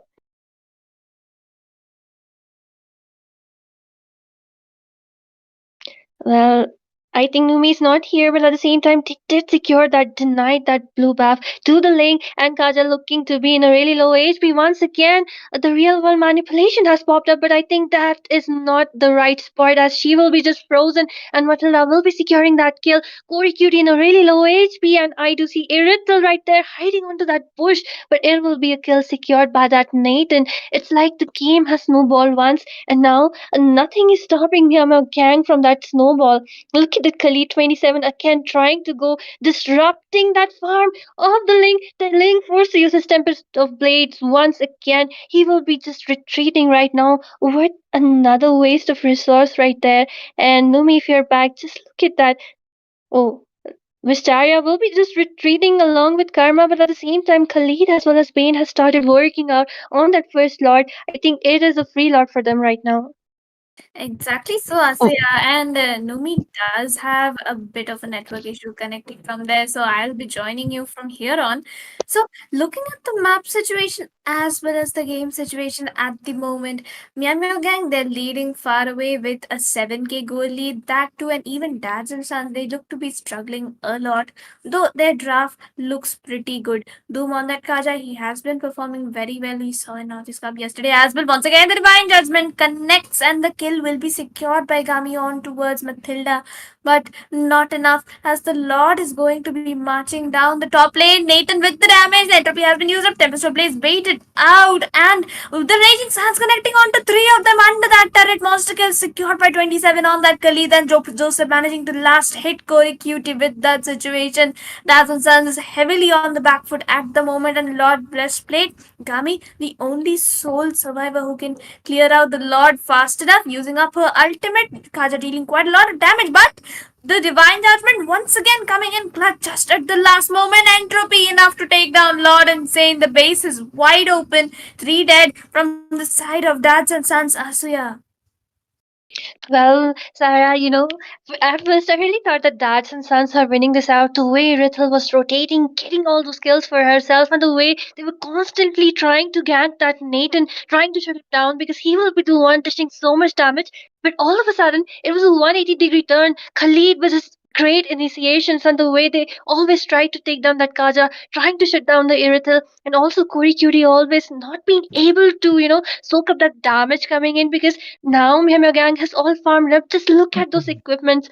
Joseph already 9 stacks onto his thunder belt. Wisteria with three of his core items. I mean, he already has that holy crystal. The amount of damage they are giving is completely insane. Exactly. So Meow Meow Gang, they have gone completely insane against Lord Insane. But once again, the Tempest of Blades not connecting onto anyone and will be used to retreat away. But 27 with an engaged flicker forced out of that Eve, and even Doom will be having to run away because Karma hits. He brought Joseph right into Doom's space, and Joseph will be securing that kill on towards him. But the Hysteria once again with the killing spree. Rithel trying to deal as much damage as possible, but the knock up from the Sulking Eagle. 3 dead. The base once again it's wide open. But Lord Insane, he did manage to clear out the minions in the mid lane. So at least for now, Team Dads and Sons can breathe out a sigh of relief. Well, yes, Sarah, what an amazing gameplay coming from the side of Meow Meow Gang. And I really love, I think that the Khalid played an important part in this because he tried to bait out a lot of Tempest of Blades coming from that lane. At the same time, Invoker trying to help out, the way they picked up that weave. I was really hoping for a great support, but somehow Meow Meow Gang just knows that whenever the ultimate is used, just dodge it away. Exactly so, Asya, and with that, Joseph will once again be securing the second Lord of the game. Doom looking for an engage onto Matilda, but Matilda smart enough to use up a guiding wind and just run away from that situation. And now Dads and Sons, they are suffering quite a bit. They do not have a lot of wave clear except for that Irithel and Eve. And even Eve's damage output, it comes mainly from a real world manipulation, and it won't be enough if the lanes are synced and the minions chunk down every single way possible. Doom trying to make a play, middle of 5 people, catches one, but Mysteria manages to take down Lawrenson in the second of an eye, and once again Breastplate managing to secure a kill. Corey Cutie also gets a kill, but Wisteria answering that with a double kill. But Invoker with the play finally gets a shutdown on towards Wisteria. Nathan will be shut down, and this might just be another successful defense coming in from the side of Dads and Sons. Well, yes, but the Lord marching down from the top lane, Sarah, and I do see just looking at the Virgil trying to dish out that damage, but at the same time, Khalid looking to be really OHP. The Kaja's ultimate will be just securing that kill onto that Khalid, and I think this will be a safe defend from the side of Dats and Sons right now. Exactly so, and even Doom's aggression did force out Eden to use up his flicker, so that was a fair play, I would say, coming in by the side of DNS, so that they can just delay their farm, the farm of Team Meow Meow Gang, so that Dats and Sons can actually let Irithel farm up. They have closed down the gold gap from 6k to 3k, so that is quite a bit of progress, I would say, coming in from their side. But once again, the circling winds landing onto Doom, and even Bane's sharks have been connected. So now the side of Team DNS, they will be looking for an engage onto Eden. Crown popped off, and the Aurora passive pops up as well. Defense was collecting perfectly. Invoker manages to secure the kill with the real world manipulation. Khalid poking them down. Another circling eagle coming in. 3-man knockout from their side. But the team Meow Meow Gang, they aren't going to be able to chase. A lot of damage coming in towards Corey, and once again the guiding winds trying to catch Invoker right there into the backline. But we tell with the damage, will she be managing to secure? But no, 27 with the play gets best played. Joseph gets Corey. Team Meow Meow Gang, they are progressing. 3 down, turning the tides around of that team fight once again. The base is wide open. Will Meow Meow Gang be able to end this with the Tempest of Blades? No, not enough damage out there to clear out the minions. But Lawrence and managed to get the kill on to 27. But the base, it will go down in the hands of Team Meow Meow Gang. A 2-0 clean sweep against the side of Team Dads and Sons. What a gameplay, Sarah, right there. Meow Meow Gang just showing how disciplined they are, how good they are with the team fights, and the role the Matilda, especially the Khalid, the way he initiated, and the way the Matilda was always there for the support, with the guiding with. It was really, really great to see. Absolutely, Asoya. And with that, Team Gang would be moving in towards the upper bracket semi-finale, and Lord Breastplate and his team Actually, Lord and Zayn and his team would be moving in towards the lower brackets to compete against some of the bigger names of Bengal server. So we would have to see if they can make a comeback. But until then, good job, Meow Meow Gang, on moving towards the upper bracket semis. We would be moving towards the next game, which will be Eliminators versus Impunity India. So stay tuned, everyone.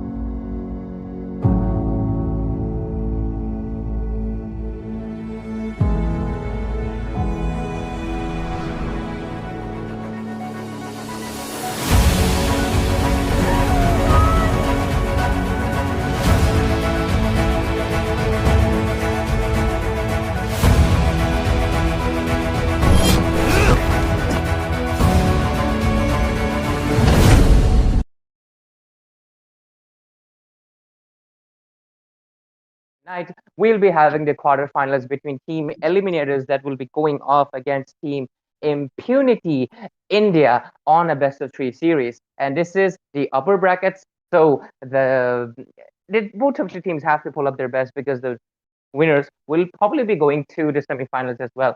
So welcome to the stream, to the viewers who are joining right now. And I'm going to be your caster, Ray. Joining me will be another beautiful and brilliant caster and my friend. It is going to be Asuya. Other than that, and how are you feeling, Asuya? And what are you looking forward to tonight?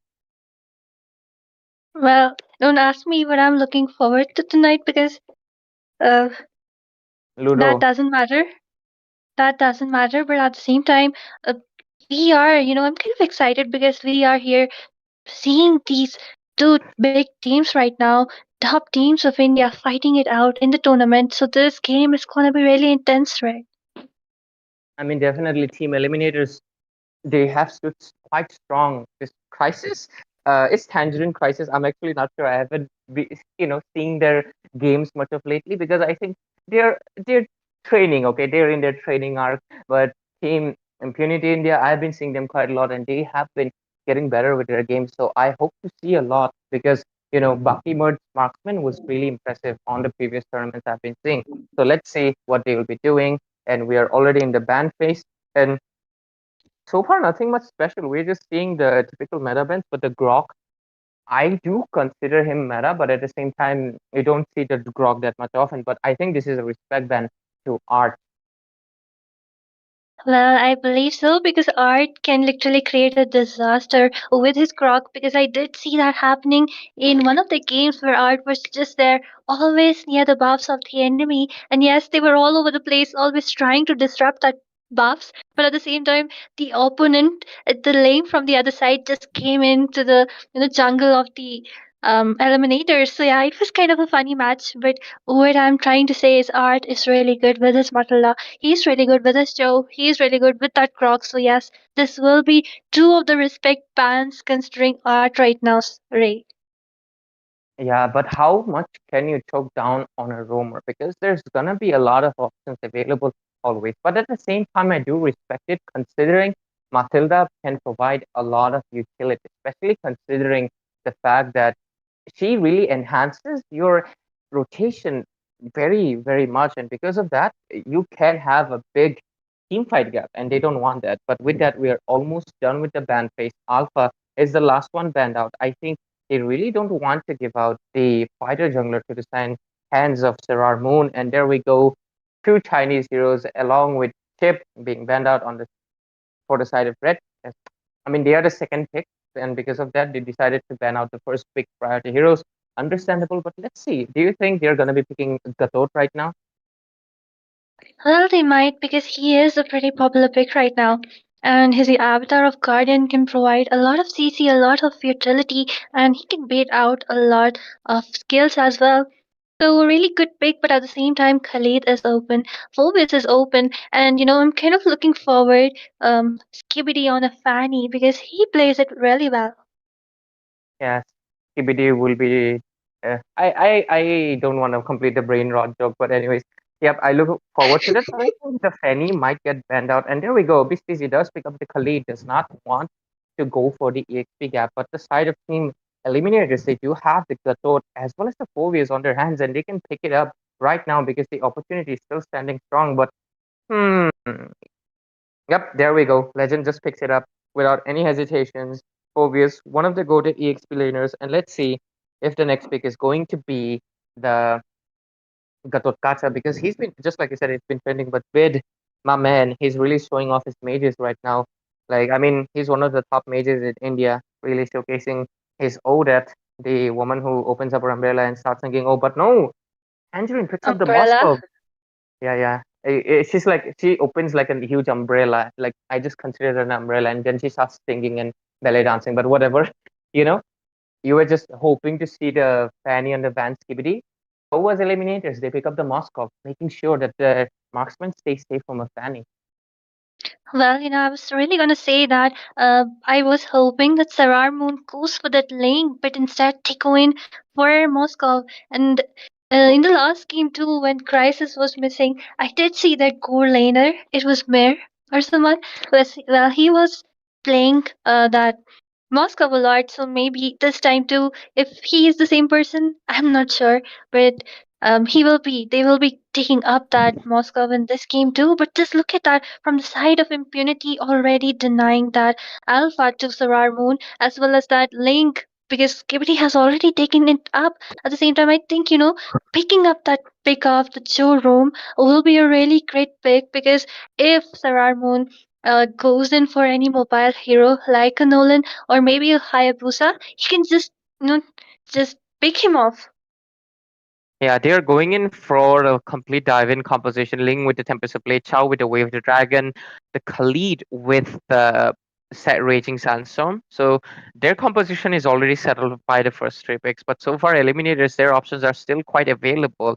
I think they're trying to choke down the mages because they are the only ones left, so it will probably be the Vexana ban the next time. So trying to make sure that the side of Ito, he doesn't get his hands on a fast wave clearer because Vexana has one of the strongest wave clears in the game at this point.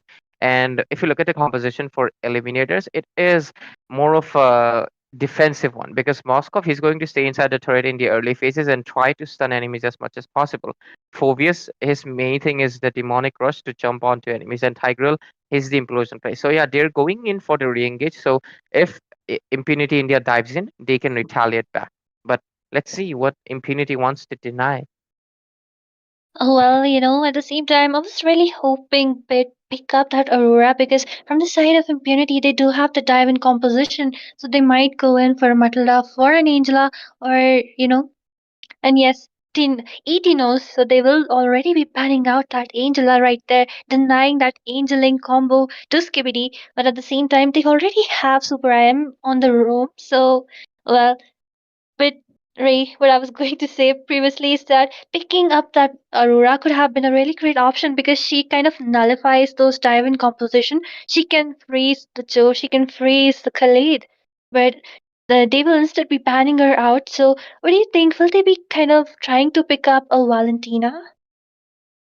Valentina is very much possible, but I feel like Bade was hovering over the Eve, and there we go. I think IMP, they also smelled it. They knew the Eve was coming. The reason was mainly because, they banned out the Aurora. The Eve was the next best thing because she has the RWM and she will be opening it up right the moment when Khalid jumps in.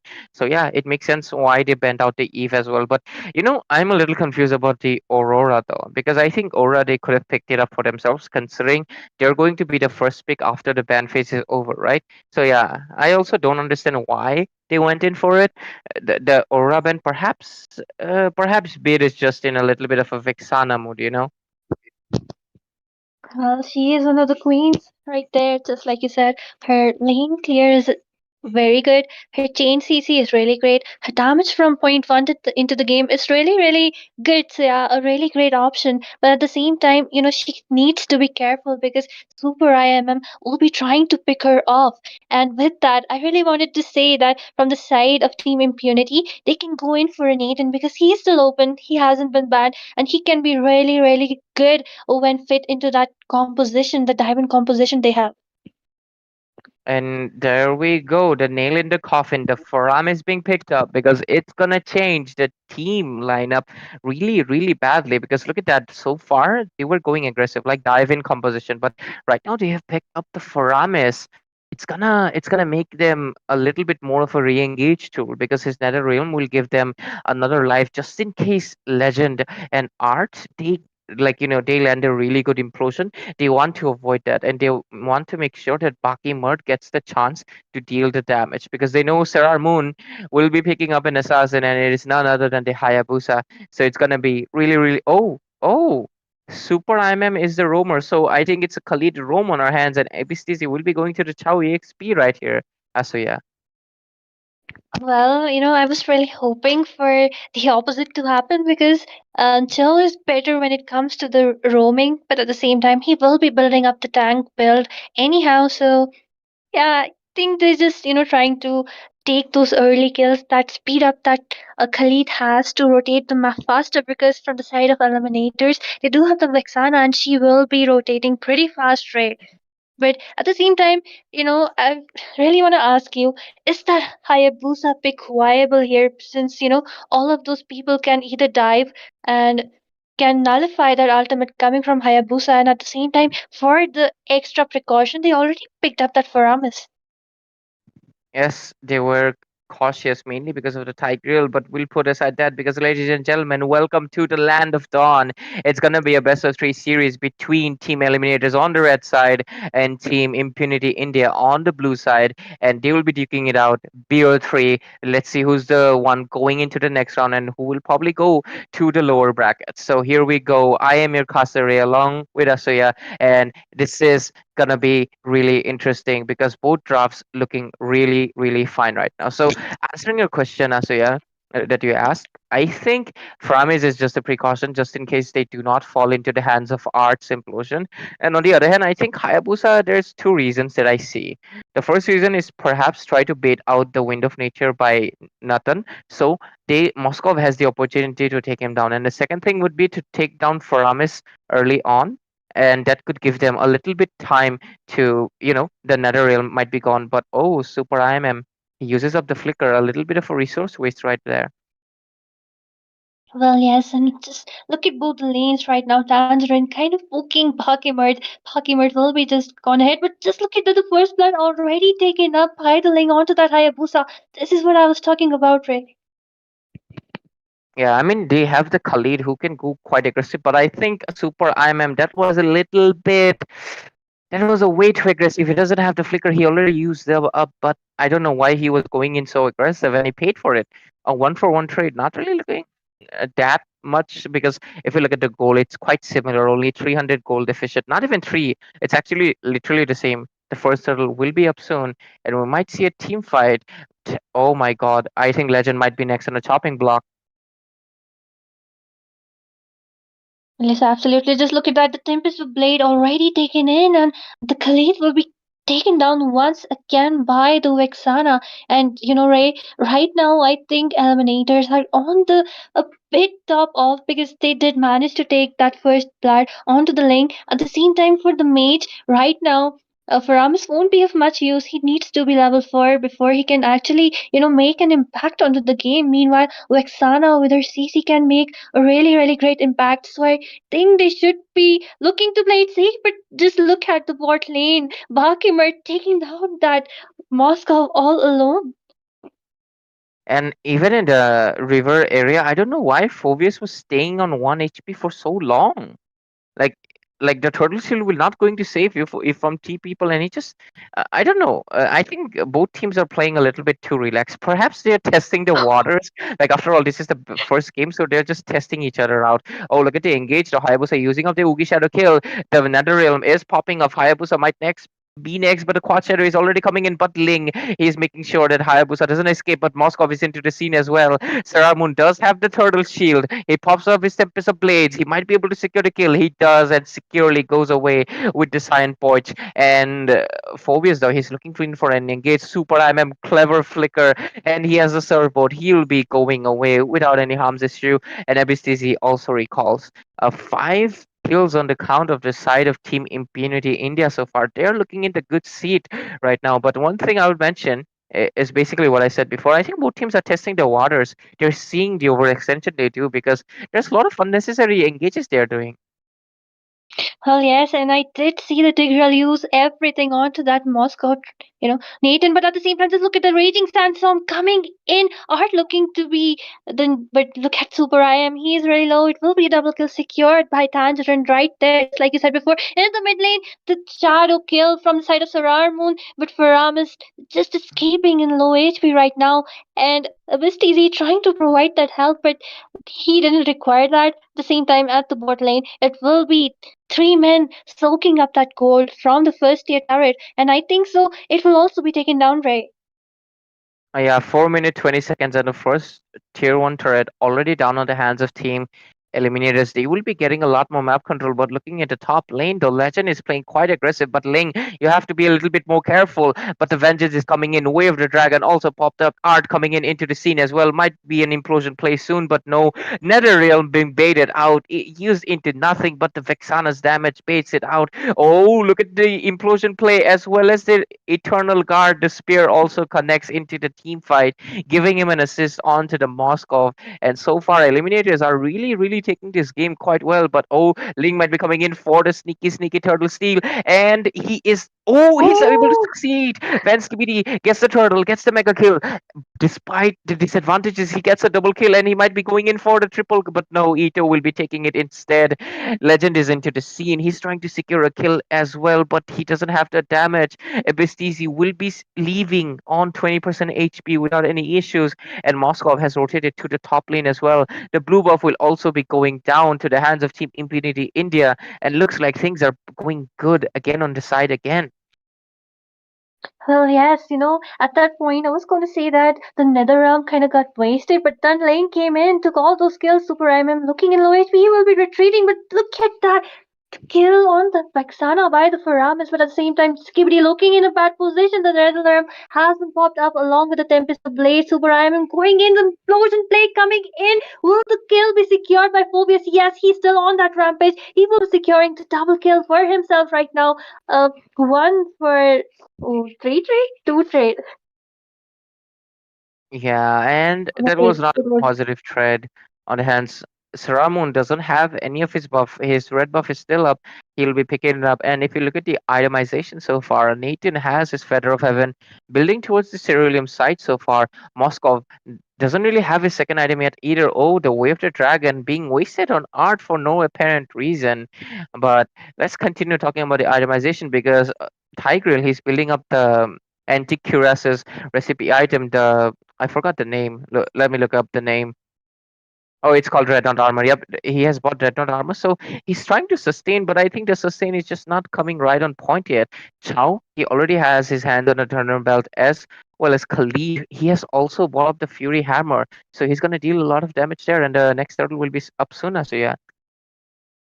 Well, yes, and both teams will be looking for the turtle as Art is right there and the boar is trying to take up an implosion play. But at the same time, just like you said before, for Ramis, it's kind of nullifying that CC coming from Art.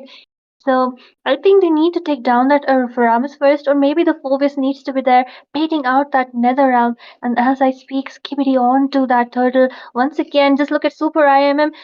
Legend already trying to assault Super IM and baiting up, but just look at that flicker all coming from the Khalid. Joining in, Tangerine looking to be in a really low HP, and Art joins in, but at the same time, Beast Easy looking in a really low HP. He figured out that ultimate from Hayabusa. Oh my god, the implosion coming in from Art once again will be taking that triple kill down for the Moscow right there, and this is what we were talking about, Ray, baiting out the skills. And also there was a really, really bad positioning from Nathan. I don't know if you saw it because it was quite crowded, but I saw it because I was trying to look at the positioning of Bakemord. And did you know what he did? He used his entropy and dived into Tigreal's implosion. And that was a little bit of a mistake on his end. He did have to purify, but obviously it got baited out. He could have avoided that. So yeah, I think that team fight really went south on their hands. And oh my god, Ling even get taken down solo on the hands of Bid on this Vexana. I think he didn't have any energy or something to escape out, or he was underestimating the damage. But Vexana, she's right now level 9, as well as she has the glowing one as well, and the damage was coming, so they have to put the respect on that. And Van Skibidi, he's quite squishy as well. So yeah, I think game is not going good. So for the hands of Impunity India, they had the control, but now they're losing it. Oh yes, and all hats off to that implosion, late game implosion coming from Art when he baited up everything. Bakimert looking to be in a bad position, and Abestizi will be trying to bait it out, but at the same time, look at the Phobius driving in for those kills. Params looking to be in a really low HP, and it will be a killing spree for a legend and the Spear of Destiny connecting right there. It will be a monster kill secured by Tangerine, and just like you said, things are not looking good for them. At the same time, I see Sarar Moon trying to bait out Van Skibidi's ult, but he will just be securing it right now. And if you look at it, the map control has been Oh. completely lost. Link's Tempest of Blades get baited out, but Tangerine, he's on a godlike streak right now. Phobius does get pushed into the turret. He might get taken down, but it doesn't matter because he secures a mega kill, gives the opportunity to the Hayabusa to secure the double kill into the hands as well. Four people down. Abyss is the only one standing despite their early pressure. Looks like they're going to be losing because four people down. There's nobody to defend this inhibitor. Even Art is coming in. Oh, a great knockout from the Jit Kundo, but it wouldn't really matter. Sirar Moon securing a killing spree. But Tangerine does get picked off. Really, really good pick off on their hands. Perhaps they're trying to eye for the inhibitors, but no, they decided to go for the safe route. They will be taking the blue buff and then they will be going in for the Lord that is already spawned in, and they will be able to do it quite securely because there's no issues. Oh, but Lingdo, Vansky looking in for a little bit of an opportunity. Oh my Oh. god, a shutdown. Sarah Moon. He didn't. I don't know. I think he just accepted his fate. But Vansky also getting taken down by the mage. Both of the assassins and the junglers, they have to be careful because they're getting taken down by other people. You can't be doing that because if that keeps happening, your team is not going to be able to secure the objective. So I think both teams will just be relaxing. Oh yes, and Ray, before when that kill was taken by Pit, he had a lot of equipments right there. He had that gold, but at the same time, I didn't see any magic defense from any members from the side of Team Impunity, and that's where they kind of that just like you said, they underestimated the damage coming from the Vexana because it's only now that I see the people going in for a magic defense, especially that Joe. So. Um, at the same time, just like you said before, that both the junglers need to play it safe, especially that late Netherrealm coming from Edo right there was where Ling was taken down. But as the Lord comes right there, I think there will be signs for another team fight. There is a possibility because a BCZ is trying to get a position, but so far I think the side of Team Eliminators, they are completely denying it. Nathan really wants to go in for the Benny Cutie play, but realizes that the Lord has been taken down. Hayabusa will be rotating, so he decides not to take it. And so far, the blue buff might be the next where the onslaught might be coming. ABCZ trying to make a little bit of a play, but he doesn't get the opportunity. He'll be backing it off. And so far, there's nothing much happening. They will just be securing the blue buff. And if you look at the itemization, Moskov already has a rose gold as well, and he's building Wind of Nature. So this guy is almost going to become unkillable. Even the Faramis and the Nathan can't really do anything at this point of the game. Oh, Vansky, you have to be a little bit careful, but the ultimate gets baited out. Tempest of Blades already end. Look at the position from the Art though. He's really looking in for the engage. Oh, bid just gets knocked up. Like, ABCC was just like, hi. El High, the child meme. But anyway, just like I said before, the Moscow has all formed up right now, and he will be dealing out a lot of damage as the Lord comes up from the top lane. The first turret, which will be taken down, but just look at that Abyss TC in a really low health. The Moscow really melting down people left and right. Oh my God, Legend, really low HP, 1 HP. He will be escaping, but at the same time, Nether Realm along with the Eternal Guard hasn't popped up. Abyss TC trying to just the CC that Tangerine, but Tangerine just escaped. He will be dishing out a lot of damage. Meanwhile, Nathan taking those trade offs. And Khalid has been taken down by Sarar Moon. Tangerine and Sarar Moon only the ones remaining. Um, I didn't expect that since they had 5 people plus Lord right there. Right? I think the play from Super IMM was really cherry on the cake. He landed his ult so perfectly. He was able to take down Phobius, and he also stunned Art and Bid. And because of that, Nathan was able to free hit, and Vance was able to secure the kills. So if that happens again, I think Team Impunity India has a really, really solid chance to make a comeback because they do have the Faramis in that team fight. Like, only 2 people died compared to 3 on the side of Eliminators, despite them having the Lord, mainly because of the fact that they had the Faramis, and this time it was on point. If they are able to pull it off, I think there is a comeback. I'm smelling a comeback, but you know, the side of, oh, look at them, they're going aggressive. Ito, he I think he didn't. I think he didn't anticipated the damage, and he just got taken down. Abystis, he might be next on the chopping block. He gets taken down along with Baki Murd, and looks like, ladies and gentlemen, the game one will be secured because 5 men are into the base, and there's only 3 people left defending. The Nether Realm has popped off. The Ling with the Tempest of Blades trying to take down Bid is able to succeed, but Moskov, he has locked down into the base. There's no minion. There is no minion, but it wouldn't really matter because 5 people down, and Asuya, the game one is secured by Team Eliminators.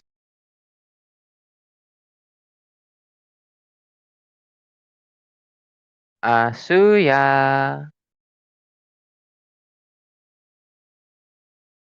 Ladies and gentlemen, I think Asuya is just having a little bit of a drink because she might be, a little dehydrated, might be a little thirsty. But anyways, Team Eliminators will be taking this game number 1 into this best of 3 series because I think the execution was really on point, mainly because of the fact that they were able to give out the window of opportunity to Tangerine so much. And after the Moskov got fed, there was nothing that the side of Team IMP was possibly able to do because Ling is not someone that can take down Moskov, especially once he gets farmed, mainly because of the fact that he has the stun and can easily push back. Baki Murd also didn't really find any window of opportunity to take down Tangerine, and because of that, so such a fed Moskov, he just snowballed the game in the later phases, and they will be securing the game, and we'll be proceeding to the game number 2, and we'll be taking a short break, but do stay tuned. We'll be right back.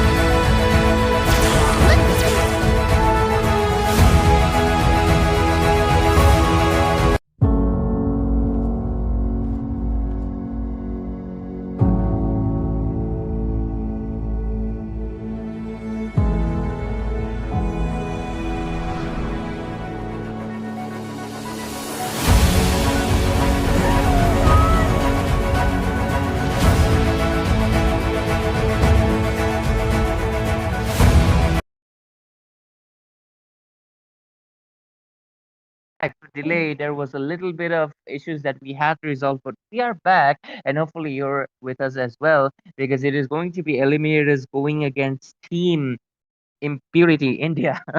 But it is Impunity India. And Eliminators are leading the game with 1 point because this is the quarterfinals of the upper bracket. So in the Bengal server, so the stakes are high because you want to make it to the semifinals. Your top teams of India, and I'm back again. Azir Kasure joining me again will be none other than Asuya herself. So we are in the band phase this time. See, we can change it up a little bit because there's gonna be typical bands and stuff happening. Because look at that, we are seeing Aegis band out. So till then, let's spice it up. Let's discuss a few things. Hmm. Okay.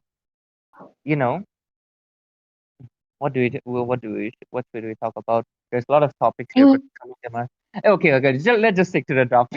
Forget about it. But anyways, this time, Team Eliminators are the first pick. They can go for something, like anything it could be. What do you think would be the best? Because I think Infinity India, they will be banning out this Suyu and Jushin next. What's your prediction? oh well, first of all, I would like to apologize to everyone because Ray gets a bit dyslexic at times, and these are one of those What? times. And then, yeah, and then, could you just repeat your question once more? Oh, basically, I think they're gonna ban out this Suyu and Jushin from the. Yep, there we go, Suyu, and it might be Jushin next. So Infinity India, they're the second pick. They're gonna do the classic, you know, second draft bans. And I think Eliminators will have the opportunity to pick up something. Like I was asking, what do you think they're gonna pick up? They're gonna pick up the Khalid, or they're gonna go with something else? Well, in last game, Sarar Moon was kind of denied of a lot of heroes, right? So they might go in for a hero for Sarar, but at the same time, he doesn't require it either because he did an amazing job on that Hayabusa as well. And Indeed. I think one thing which is there for sure that the core laner once again will be the Moscow. So I really think that they will be locking down that Moscow in the first phase. Yeah, it is very possible because the Moscow will probably get banned out later. But look at the respect coming in for Arch Grok. So Team Eliminators, do you have the opportunity to pick up the Khalid again this time? Or do they want to surprise us with something else? What do you think, Asuya? Well, a lot of options are open, but I really think that they should go in for the Khalid because, I mean, yes, just look at it. Legend will be doing a great job with his EXP lanes, and Khalid, of course, why not? If you have them, just grab onto him because he is that great of a pick. But at the same time, Phobius is a hero who can counter the Khalid pretty well. So, the side of Purity, right? Yeah, they Infinity. might be go l- um, they might just go in for a Phobius, but no, FSTC will be locking down the gacha in this game. So, what do you think, Ray? Super IMM, what will he take, or will he, go in for a link like last game?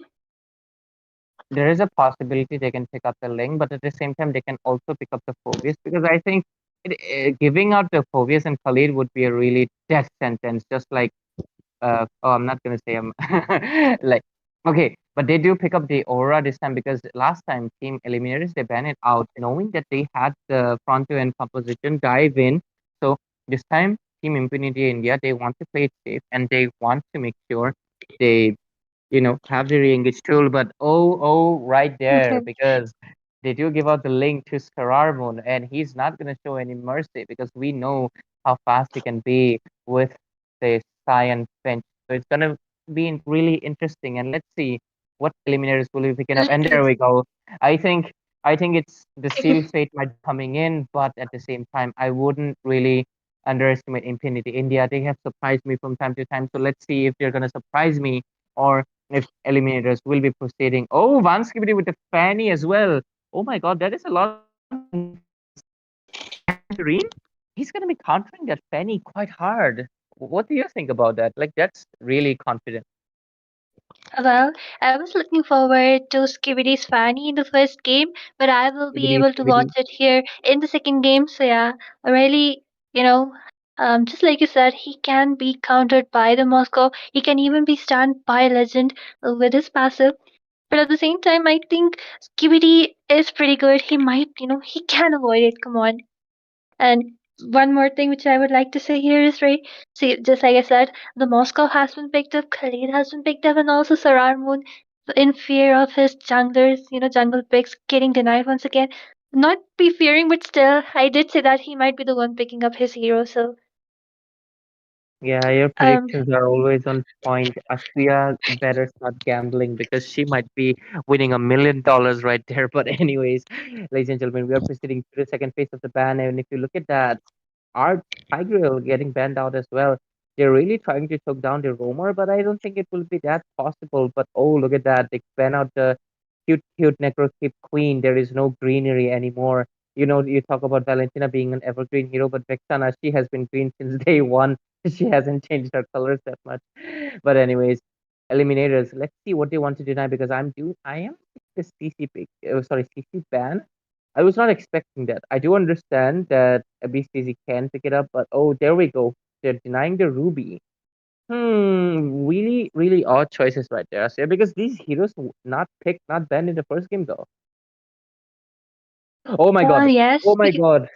Oh my god. Asya, if you don't well, know, Super IMM uh-huh. hook. Yeah, it's gonna be crazy. Okay, then I'm looking forward to it because it's my first time watching IMM on the Franco. I hope his gameplays are as astounding as you mentioned, right? But at the same time, just look at Art. He will be picking up that joy, and I believe that's solely to lock down Ito and Skibidi because, Ray, if you don't know, let me tell you, Ito on Aurora is really amazing. I have seen him play before, and yes, he does an amazing job. And just look at that, Art will be locking down that Jawhead, locking two of the squishies, the main heroes from the side of Valentina. Impunity. Yep, there we go. There was no other choice. Huh? Ain't no way. No, no, No, no way. no, No wait. way. Nah, nah. That is what I'm saying. Nah, nah. But anyways, I was expecting Bakuman to play Beatrix. I'll explain that, but oh He's my god, nah, bidding. nah. His gambling addiction of bid. He has bid on Nana this time. I was legit thinking like, yeah, you're gonna pick the Valentina, bro. Like, there's AOT, there's the bloody hunt as well. Like, oh, there is a really good pick. You also have Glacier, but nah, nah. He said nah, nah to me and picked up the nah, nah. Like, I think Team Eliminators. There's no way, dude. Everything. Like, they're not even picking a skin. Look at that. Look at Bid. He didn't even pick up a skin. What is that? Why are you playing Nana? Oh my god. Eliminators. I think they're gonna go all in because Asya, let me tell you why I like hopefully this is allowed, but basically in NEC, Super IMM and Baki Murd on Beatrix and Franco, this combination literally won them game because Super IMM, he would just hook anyone, and Beatrix, she would just launch her barrage of proc like the bazooka, and because of that they were able to take down people one by one. And I think they're going all in for this strategy again, and I think eliminators, they knew the strategy, and they I guess they want to turn Big Bad Franco into a cute little bunny. But anyways, ladies and gentlemen, welcome to the land of dawn because this is going to be game number 2 for between Team Eliminators and Team Impunity India. ET leading with a score of 1, and this time things are gonna get spicy because look at that in the top lane. Super Ame on the Franco and Bakimet on the Beatrix and Bid on the Nana. There's gonna be a lot of interesting things happening here, Asuya.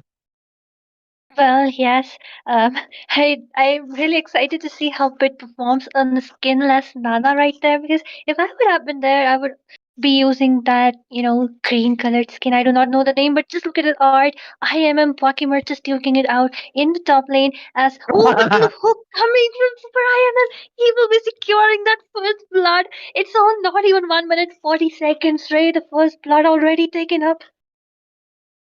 Yep, this is what I was talking about. You can't underestimate the hook on this man.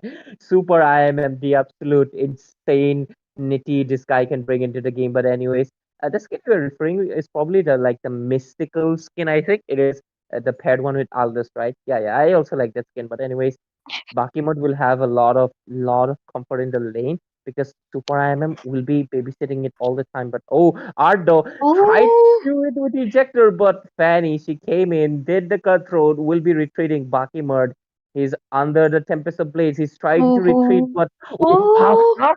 One You can't. HP, 1 HP, Bakimart, Super IMM right there trying to hook. Oh my god, Skibbity coming in. Sararmon's still looking for that Bakimart, but he will just be retreating art. Low once again. What an escape from that Beatrix right there, Ray. I was flabbergasted. I was becoming a monkey because call me Sunday. I was saying hoo ha hee because how did Pokemon survive? Oh my god, I have to get serious. But ladies and gentlemen, this is all about the MOBA 5v5. I hope you're having fun as much as I am because how did Pokemon survive? There is no way. I think Ling, yeah, his skill was on cooldown, but look at that in the bot lane though. The turtle is up for the grabs. Fanny! Oh my god! Oh, Fanny just coming in with the blade, dancing around, taking that retribution once again. I strongly believe that Impunity is playing really well, but at the same time, I think ET is kind of trolling. No way, Sarar Moon is missing a retribution right there. Ray. I don't think they're trolling. I think they're flabbergasted too because what is happening? I think Ling lost all the motivation. But oh, look at the engage though. I think finally Beatrix might get taken down, but she Oh, survives. Tangerine instead gets taken down by Edo's Aurora's Frigid Glacier, despite Art's great engage and the ejector. Pokemon survives again, lives to tail his tail another day. But look at the bot lane. Legend and ABCG, they're just looking it out like good EXP bros, but oh my god, Austria, what a game we're having. That's what I was saying when I said Skibbity on that Fanny is amazing. And the way that kill onto Tangerine right now was really, really beautiful to watch. At the same time, Legend is not one of those EXP laners who will not rotate, especially on the Khalid. But I am seeing in this game he's stuck to the bot lane. I do not understand why. That's why that confines in my theory that ET is playing this game as chill. Oh, the Jawhead though tries to throw the Beatrix. Oh, She does get stunned, and oh, finally, Bakimut gets punished, gets taken down. Franco as well. oh my god. Kills 2 for 0. A good trade on their hands. Finally, they were able to secure the positive trade. Oh, Ito, you have to be careful. Why are you coming all alone? You're a mage, but somehow he survives, losing chunk of his HP. You know Wait, what? did You it? know what? I take it back. Yeah, They're both teams. They're chilling. They're not playing serious because this is not how you're supposed yeah. to play. But Van What? Skibidi, he maybe though. He might be playing serious. Oh, another throw coming in Oh, from the two head as well. Van Skibidi gets taken down as well. A jungle for jungle trade. Both junglers will be coming into jungle soon because I'm becoming a jungler. Oh, look at the oh. AOG flicker on the play as well. The taunting is coming into the hands. Art gets taunted, but they retreat. And so far, oh, Let's look just at look them at the coming in bloody as well as hunt the coming in. bloody hunt. Oh my god, what It is will happening? be a killing spree for Ito right there. Yes, exactly. The question of the century. What is happening is impunity onto that turtle once again. Khalid coming in, but of course, Skibidi will be securing that turtle. At the same time, look at Legend. As Ray, but look at that once again, the cutthroat, but the Molina will be escaping. My God, Ray. I really wanted to say that I think they're listening to us because as I said, that Legend is not one of those EXP laners who will stay in the bot lane without rotating. He just came up. I think they're listening to us all the time. Like, yep, like teams listened definitely, but oh, Ito playing quite aggressive, but Nana she doesn't have her passive. I don't remember the passive of the name of the Nana because it has been centuries. Oh, but look at the engage that is coming in. Frigid Glacier, the barrage is coming in. Pride of the Ice being used up as well. Shut down on the hands of Tangerine. AOG being used up. Legend getting taken down. Impunity India trying to make a play for themselves, but the Fanny dodging all of the shots from the Nana, she survives at 1 HP. Van Skibidi, she's trying to iron her. She's under the protection of two turrets. Oh, sniper! Oh, and she dodges it because it doesn't really cover the distance. What is happening into this game? How are people surviving at below? They are not even 1 HP. I will just consider this 0 because there is no way they survive. But finally, there's a little bit of a serious play on the hands of Team Sararmoon. Not Team, sorry. Sararmoon, and he is Oh, able to put up the turret. Oh, Tangerine taking Vanskibidi down quite low. And so far, the game is going quite not really one-sided. The goal lead is same and 5-8 score. The score is on the hands of Team Impunity India, but the map is on the hands of Team Eliminators so far.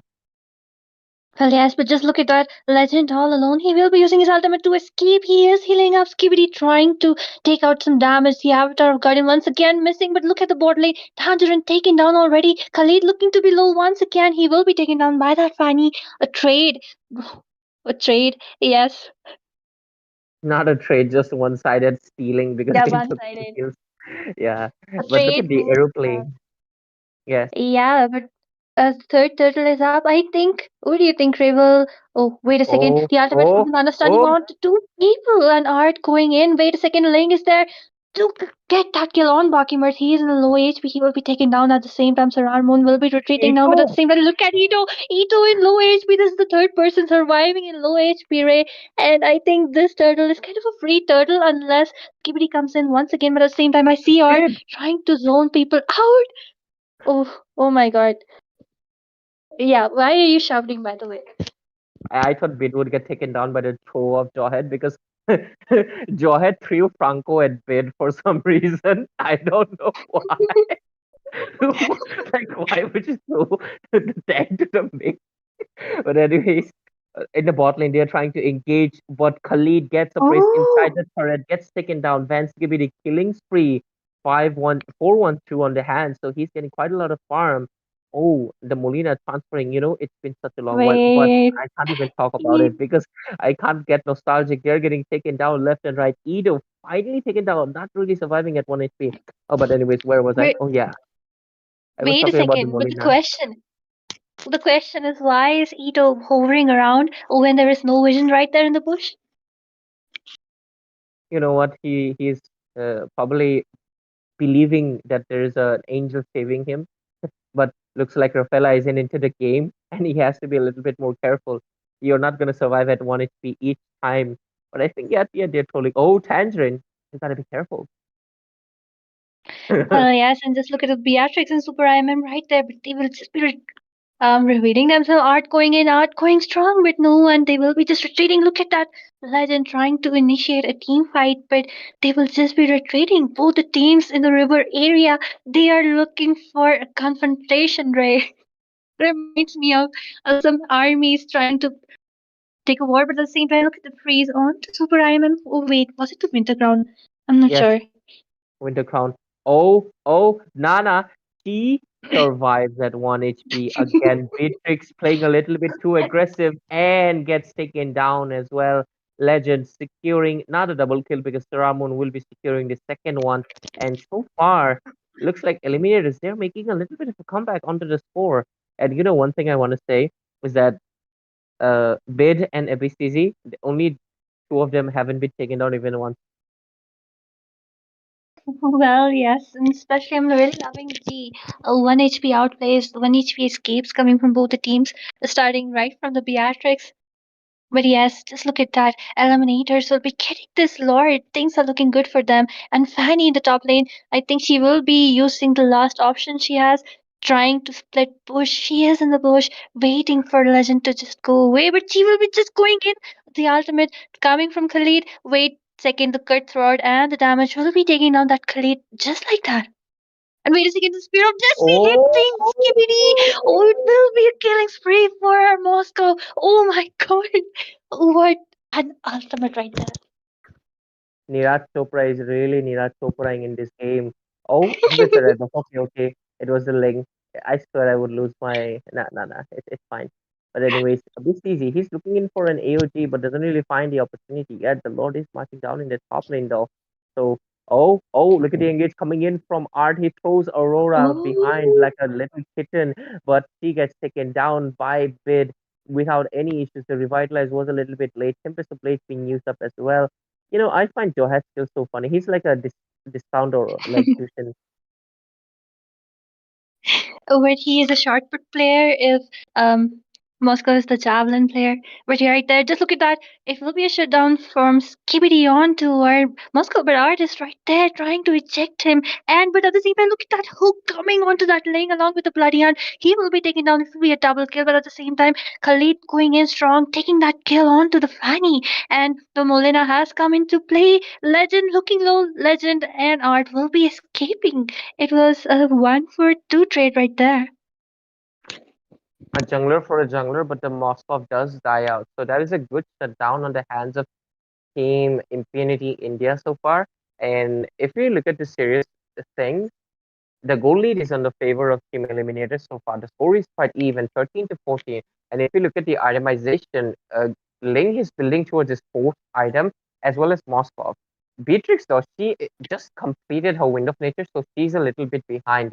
Fanny is also building towards the fourth item as well, and it is the Blade of Despair. So she's going to hit really, really hard. I mean, we just saw, right? Khalid, he's going Tangle, but somehow he got taken down because the damage from Fanny is just so overwhelming.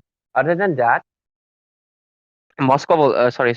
Nana so far 105, not a single death. The passive really, really helping. And I thought Nana would be kind of a troll pick, but it's actually working because Nana and Aura have the same passive. Oh, but the Fanny. Oh, the hook is coming in. Oh, oh my god. And just look at the Dawn to the jawhead. He dived into his death. It will be a double kill for the side of Impunity right now. And one more kill onto that Saragoon. Oh my god, he will be the next one on the chopping block. And Tangerine looking low. The stun coming in strong. Beatrix has been taken down. It will be a double kill for our Moscow right there. If there is a Moskov, always remember, guys, don't go nearby walls. But oh, Fanny, Oh, one-shotting the Nana. Doesn't really commit to it, though. Decides to just back it off. But Tangerine, he finds Ito. He takes him down. And this man, he needs to be shut down at any point. Van Skibidi trying to eye out Tangerine. Tangerine, are you aware of the Fanny's position? I think he's not. uh, He might be taken down here. But no oh Wind of boy. Nature coming in. He actually knew. He actually knew. He was pretending to not know. He used the Wind of Nature right at the point of the time. Clever play. Like, is this crisis? Like, is this crisis? He did solo out now. He is all farmed up. So yeah, a really great job coming from the marksman. Like he just needs his last item. What do you think? It might be the Blade of Despair. I think he's building it towards the Malefic Roar, probably, or perhaps the anti-heal. It is probably gonna be the Malefic Roar, T so he can Halberd. burst down. Yeah, yeah. Sea Okay, Halberd or Malefic Roar, so he can burst down but at a the beast same easy as much as possible. Yes. that engage in the bot lane where you said that Moscow knew, but at the same time, I did see Skibidi going towards that Khalid instead of straight away jumping for the Moscow. So that's when I think Moscow just activated his vein of nature because Fanny was not onto him right there. But just look at that hook coming in from Super Prime, and once again, the Fridge Glacier taking, kind of sinking between them, but at the same time, Fanny just utilizing the Fontaine to get that energy back. And I think it's the first Lord, so they will be. No, it's not the first Lord, but they will be successfully defending it. But at the same time, just look at the damage coming from the Tangerine right now, Ray. He's literally melting people down. Yes, and Asiya, if I have any technical difficulties, I hope you can pick it up because I'm having a little bit issue. So if I get disconnected, I hope you pick it up. But yeah, anyways, so far the things, if you look at the things, I think Eliminators, sorry, not Eliminators, Impunity India, they have a really solid chance if they are able to shut down Tangerine and Saramon. So far, they have been taken down Legends so many times because so far the Khalid is the only one getting hooked. Because look at that, 7 deaths. Yeah, they have to make sure that doesn't happen. They need to prioritize Tangerine and Saramon as much as possible. But the hooks, well, they can't really. Oh, look at the engage that is coming in from Legend, though. He's able to dive in. The Spear of Misery connecting it as well. The Pride of Ice being popped up. Tangerine! He wasn't Ooh, careful and he got taken down. This might be the moment, but the AOG is coming in as well, trying to zone out Art as much as possible. His immortality being popped off. And he uses the flicker to retreat. The Fanny, she's looking a little hungry for Bid, wants to take her down. Bid, oh my god, Art just surviving at 1 HP, running ooh, away. Baki Mud, oh, but the bit, legend making the bit. play. Bid. Oh my god, Bid and Art, both of them. Oh, Jawhead. Oh my god, how? How do you survive that 1 HP? Oh, but that was a little bit of a misplay. That 1 microsecond play. That one microsecond because Beatrix she ran out of her bullets. Oh, Sararmon is still looking for Art, but sorry. Super IMM he was still looking for Art right now, but Legend he's trying to go as well. Ooh, Oh, Spirit is connecting it as well. And I think Ito will get taken down. ABCZ, the only one left standing. The Fanny will be responding in 5 seconds or so. And so far, it looks like they will be able to secure this slot without any issues, because I don't think they can really go for the ending yet. But so far, they are trying to go in on the mid lane. Well, yes, they might Oh, be no. looking to end it, but now since the entire team has kind of Come on. respawned, they will instead be just going for the Lord right there. And at the same time, I think the crucial mistake the side of Impunity made that time was going after Bid. Fanny went after the Nana, and instead, the Link who just respawned was the one who took her down. But just look at that Khalid over engaging once again. Beatrix taking that kill onto the Khalid, and I think he should have kind of waited because the Lord is just approaching, and if they go in strong with the Lord, things might be looking easy, but look at that avatar of Guardian connecting onto Bed right there. He's getting taunted, but Art is there and no one to follow up. But look at that Winter Crown coming in to defend from the Jawhead. The Super IM's hooks also missing out, but at the same time, just look at that lane sync coming from the side of Eliminators right now. And as the hefty Lord marches down, they need to defend it, or else it might be the end. But look at that hook once again onto that Jawhead. He will be taken down. Like, why, Ray? Why? Why are they moving so carefully with them? I am hooking them left and right. I think you need to put in respect to my man, because he's been pulling people left and right. He's been taken down. Look at Legend. He has 8 deaths, all because of this Franco. There's no one else but only Franco taking him down so many times. And even Jawhead, he's been getting hooked so many times as well. 5, and they have been able to pull up such a good defense. Yes, and Super IMM has also successfully pulled your heart, Ray. But just look at that. I thought Legend will be hooked up once again, but no, it will only be Ray's heart. Oh my god. Okay, And Asya, yes, please take it up. the I'm facing some issues. Okay, okay. And just look at that right now. The side of Eliminators, they have decided to freeze the lanes. They want to force Impunity out because every time they're trying to, but wait a second, the Spear of Destiny connecting right there. Sarar Moon taking that kill onto the Beatrix. I think this is the end because the MM has been taken down a bit easy. Looking a really low HP Revitalize has been popped up along the freeze. Coming from that Aurora artist right there might be looking for the kill, but cutthroat from the fan, he will be taking Sarar Moon down once again, and she is there back again. The shield from the Rose Gold saves her. The Molina taking care of her once again. At the same time, just look at that freeze coming in from Super IM. The Winter Crown has been popped up. Fanny trying her best, but the base has been locked onto. This is the consecutive second victory taken up by Eliminators. What a gameplay, man! I really enjoyed this game to my heart's content. And well, I cannot say anything because just look at that bid. He took that Nana. He is on zero death, and I think Skibidi did really great job. But at the same time, where he kind of chased after that Nana, and Link came back from life, taking her down. That was a point where there was a mistake. Fanny shouldn't have chased him down. And at the same time, yes, both the teams played really well. Both the teams did really great, but at the same time, Tangerine once again taking those kills left and right solo, his spear of destruction hitting everyone on point, and also that amazing initiations coming from the side of Art, and not to mention the follow ups. The follow ups from Eliminators was brilliant. It's like even if I die, there will be someone who dies along with me.